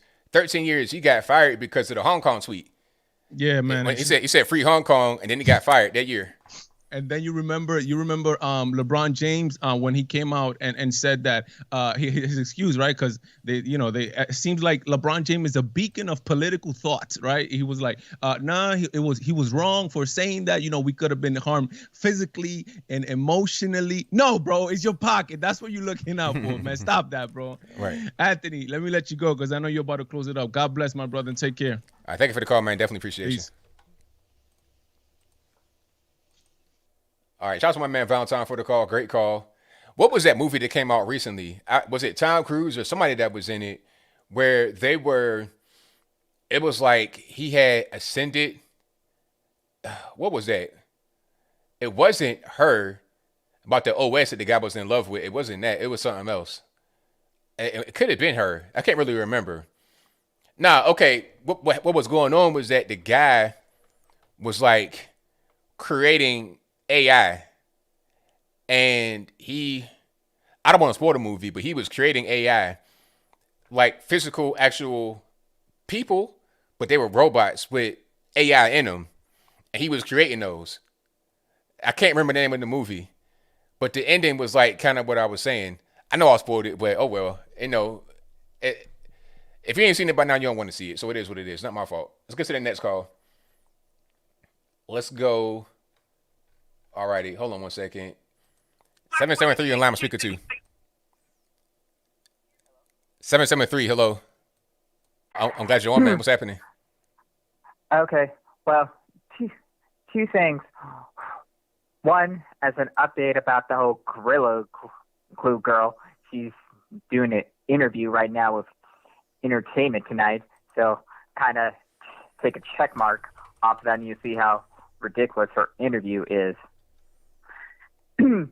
And second, I sent you a couple of other emails about current stories, particularly about the Chicago Teachers Unions and the hypocrisy behind their logic of not wanting to reopen the schools because they, quote, fear for the students' safety, even though kids cannot get the virus, which is one thing the unions have not touched on. And pretty much my mayor is just being a total tool about this whole thing. I'd like to know what's in your neck of the woods on this whole reopening the schools and what the whole teachers union bit is going on there. I mean, we're back. We're back like I never left. Everything full capacity, pretty much. Schools are open. We're back. So this whole thing that's going on in other parts of the country are not happening here. So okay. Yeah. I mean, I think at a certain point it was just like, all right, we can't take it anymore. We're done. Let's just move forward and get back to normal. Okay, because in general, there have been some parents spoken out against this, but they've been pretty much shut down. If you kind of read other articles and seen that live footage of the teachers union being challenged by different parents who are saying their kids cannot remain locked down anymore because they're not learning anything. And as a matter of fact, a lot more kids are committing suicide at an alarming rate because of these lockdowns. Yeah, because this is not a natural state for kids to be in. Kids, they want to be social, they want to be around each other. Like a lot of, especially if you've been in school, if you've been in homeschool and been in a different environment, and you're still able to kind of have that environment with some of your friends that are in homeschool groups, it's different. But if you are going to school and, like, let's say you're an athlete and you have activities you do in school and out of school, then you're not prepared to deal with the loss of that at a young age. So it can really damage you mentally. So you got to get back to that environment. And a lot of kids, they have to have that environment to learn and socialize and build their skills. So it's just been a disaster overall. Yeah, but it's stored there too, because it's not really much of a social aspect for us young adults. That's the problem. It's pretty much the educational factor that's the bigger controversy and why we're so divided in the first place. Yeah. Because the unions pretty much dictate what to be taught to the students, and that's the reason why a lot of these students are turning out to be hardcore militant leftists in the first place, but at the same time trying to preach unity to us, but acting like a total Nazi at the same time. Right, yeah. By the way, I do think you should take a look at a couple of articles from the FI Times, particularly on the whole WHO pro into Wuhan and how they're calling, the Chinese critics are calling it a farce in their own words, which is totally hypocritical and stupid because everybody across the whole world knows that China started this virus, just like they started the Spanish flu. Right, I'm with you. Because, and this is kind of where the part where you and I kind of differ, because you're pretty much in this camp who wants to kind of start peace with a lot of people, whereas other people kind of see the future danger sides of a massive conflict happening because these elites want to divide us up. But a lot of people who are just calling themselves patriots by name only don't fully see the dangers or the pedal rings inside. Well, there's always risk for danger, but you always want to try for peace. That should be everybody's primary objective, is to go for peace. Now, if danger comes your way, then that's it. But you shouldn't want to start with danger, because that can be something that you can't really get away from. Start danger. I'm just saying what I'm saying is this. Your objective should be peace. You shouldn't even be thinking. You should think about, well, if something happens, then I'm prepared for whatever. But you should go in with peace in your mind first. I think we're on the same page with that. Okay, but keep in mind, everybody across the whole world is revolting against these lockdowns, and right. I pretty much support the peaceful protests there. But at the same time, I really don't think anybody in the media, especially in the mainstream, should be calling us extremists when we haven't even killed a single person. You know what it is. You know what it is. You know that it's just doing that to us because they have a hatred against us. So I think most of us know what's going on with that. It's not even, that's not, what they're doing is just not real. That's just part of the game that they're playing. But thank you for the call, man. Definitely appreciate you. Okay. Before I go, I have like no more time. I'm sorry. Thank you for your call. Okay. All right. Bye. All right. So shout out to my man for the call. I have time for one more call. Okay. 480, you're in line. I'm speaking to. Hey, ABL, it's Earth Monkey. What's going on, man? How's your night going? Everything's all right, man. What's happening? Nothing much, man. Just watching the show, enjoying everything. Hope everybody is as well. Hope you all hope you're all subscribed to this because it's a great show. I wanted to kind of ask you a question, but I kind of wanted to bring up some of the points that the viewers brought up.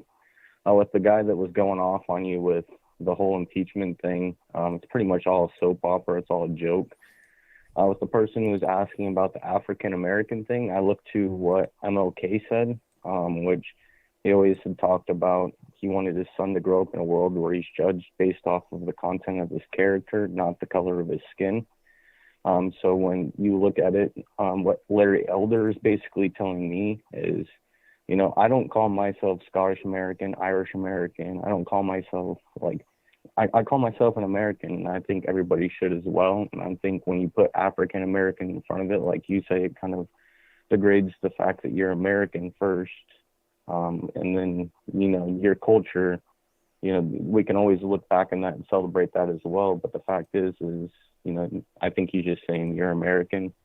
With the guy who said with the booing and everything, I thought that was actually pretty funny. But the idea of him saying, and you saying also California splitting into its own state thing, it scares me, because that talks about a whole new American flag. You know, I love our American flag, and splitting our country up is just going to make us more vulnerable to these foreign threats like China. With the whole racial issue with Aunt Jemima and everything, you know, what's insane to me is that we're worrying about a label on a bottle of syrup. I was looking at history yesterday, and IBM created a machine that beat a person in chess. That was Deep Blue. It was a machine that basically beat a human, and that was in 1997. And then you look 23 years later, 24 years later, and we're worrying about a bottle of syrup. You know, is this really the issue, or are they trying to just destroy culture, destroy us at all costs, you know, with, you know, the whole Great Reset? What I really look at is what Dennis Prager said. When you're driving in a car, just if anybody wants to take the police and take them and look at them as a racial issue, well, there's 350 million police interactions that happen a year. Dennis Prager put the best point possible forward.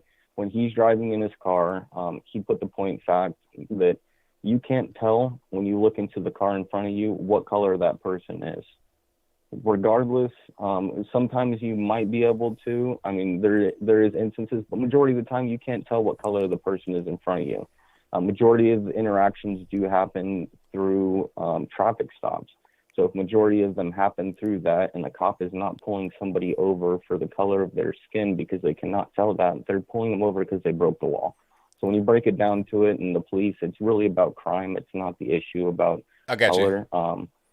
And that's just how I see it. When you look into the guy that would, I don't mean to cut in, but we gotta get to the last point, because I got like no more time. I'm sorry. Yeah, no worries. I wanted to ask you about the death penalty. What do you think about the death penalty? I don't see nothing wrong with it. You know, it depends on the crime. If you got somebody that, you know, that like the kid that killed his whole family with 6 people, including the unborn baby, yeah, you can go ahead and give him the death penalty. Give him the rope right now. You know, I don't see nothing wrong with that. The way that I look at it, because I was looking at lethal gas and how they were doing that in 1924. The last time they did it was 99. They just banned the electric chair in 2008 in Nebraska. But the way I look at it is a child comes out, and it's a lot harder to unlearn something than it is actually learn something. So when you look at the fact of a baby and how they come out, they're taught to do bad things. So they can also be taught to do not bad things. It's just a lot harder to actually teach them that. So I was just thinking, you know, to kind of bring it back with the Capitol riots and everything, you know, and everything there. And these people are saying these people are insane, crazy people. Like the punishments that come forth with stuff like that. You kind of getting off in a different subject. Let's stay on the death penalty though, because I understand what you're saying about people being like. Hold on, I know where you wait. Colin, listen. I know where you're getting at. You're talking about people can be rehabilitated. It can change, right? Is that what you're trying to say? Yeah. I understand that. I understand your point, but my thing is this: when you got somebody that's done something very egregious, I mean, you killed 6 people. I mean, you killed 6 people. What can you really? I mean, they did it. So at that point, it's not about rehabilitation. It's about, well, you have to go now. Because you killed your whole family, you killed an unborn child, you killed a baby, you killed a 13-year-old. You have to go now. You can't be here anymore. I don't want to pay. I don't want to pay $1 to house you in. I just look at religion and like how they say, you know, thou shalt not kill, and if we're killing, how can we say morally that we're just? It's not about moral. It's not about doing something that's unjust? we don't live in a theocracy. This ain't, I'm not saying that. I'm just like putting it forward that if we really take it to that point that we start killing people, this is where we take it to the lethal injections or lethal gas, like gas chambers, man. Like that happened in World War II, and then we look at it just recently happened in where my state is in 1999. And I got you, but you need to make succinct points because we're dealing with time. So when you on the call, you got to make succinct points because 1924 is when they started doing it in Nevada and the U.S. But at AZ, they did it in 1999 was the last time they did a lethal gas. So okay, it's basically a gas chamber, and at that point, I mean, I got you. But listen, where is our morals? And at that point, you know what I mean? I mean, what's like, and morals got nothing to do with it because, like, again, we don't live in a theocracy, so morals. I'm not the moral police. So I guess I don't know. He might have hung up, but. So yeah, I'm gonna just go ahead and answer what he's saying. I'm no moral police. This ain't no theocracy. This ain't the Christian Republic of the United States. This is just the Republic, United States of America. This ain't no religious thing. So nah, if you kill somebody, if you kill 6 people, including the baby and the 13-year-old and the woman and all this and that, nah, you can go now. I'm not the moral police. My morality is how I conduct myself personally. That's my own code of ethics, my own personal code of ethics. We're a nation of laws. I mean, anybody can say anything is immoral. They can say that fossil fuels are immoral. Where do we stop with that? You're harming their environment. Anything could be immoral, but it's all about just having a society operate, properly. But I understand this point of view, but we're not in a theocracy, because if we're in a theocracy and like, what are we going to go by? Old Testament, New Testament? What if you get a new regime in there and say, okay, we're going to switch to Islam? Then you become Iran. Then you become Saudi. You can get beat in your head with a cane for adultery, or get your hand chopped off for stealing. And that's okay in their religion. Again, that's their view of morality. That's why I say I'm not the morality police, because to them, that's okay morally to cut somebody's hand off or to beat him in the back with a stick, or to lock a woman up for being raped. Women get locked up for being raped overseas, and that's moral. That's part of their religion. So I don't do the moral police thing, because that can be flipped depending upon who's leading the regime. All right. But thank y'all for being here. I definitely appreciate you guys. I went a little bit longer because I was late, so I owe you guys a little bit of time. But that'll be a wrap for the call tonight. Thank y'all for joining it again. If you enjoyed what you heard tonight, if you enjoyed the show, please give the video a thumbs up, like the video, share the video, do all that good stuff. And if you're not subscribed yet, I don't know what you're waiting on. Click the subscribe button. It's totally free. And also the little bell right there should be a bell. Click that so you get notified whenever I go live and or post a new video. All right. But I got super chats to read right quick, and then I'm wrapping on up, put the bow on the top. Shout out to Houdini Unchained, who says, I'm not voting again, it's rigged. Frank says, whenever I look at Congressman Swalwell, all I can think of is him playing high. I'm not going to read that one, sir, but I see your point about Fong and all of that. Thank you for your donation, but it's a family show. We got little babies watching. Thank you to Laura Reeves, who says 6 to 8 kids in my local hospital are being admitted to ER for acute psych issues daily due to school still being online. 10,000 students in North Carolina are completely unaccounted for. That's terrible. And you're having more kids being sent to the ER for mental issues than for the virus. So what's the real virus? Is the so-called cure or the treatment or the prevention worse than the virus itself? Obviously, yes. Obviously, yes. Thank you to Shannon for your donation. Thank you to Mixed Girl POV for your donation. Thank you to Wolfgang, who says Gorilla Glue Caring can join the Dollar Shave Club and go to Ayanna Presley with the bald head. Wakanda Black Panther. At least she is taking money from the leftists for her silly antics. Thank you to Buck versus Windshield, who says in Portland right now, Antifa is trying to break the door down to the police association. 6:56 p.m. PST, February 10th. Crazy. Thank you to ODV for the laughing emoji. And thank you to Sharon, who says, have you noticed Biden is never at the Oval Office at the big desk? Do you know why? He's in the basement eating applesauce and tendies. He's not gonna actually govern. They trot him out whenever they need him. This is Weekend at Bernie's. It's simple. That's why he's not there. What's the point in being there if you're not going to govern? All you gotta do is just go out and sign paperwork. That's it. No, he has a job that you don't even show up. He's like a college basketball player, but that's a different story. He's a college ball player with no basketball.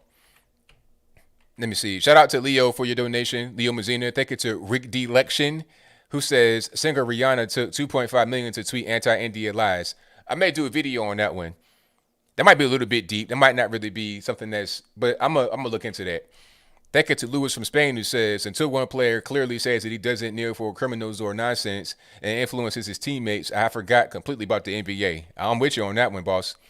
Thank you to IWD, who says the Comanche kept chattel and would periodically grab a child slave and slow roast them over a fire while they were allowed to terrorize the others. There are far worse slavers out there. Exactly. Facts.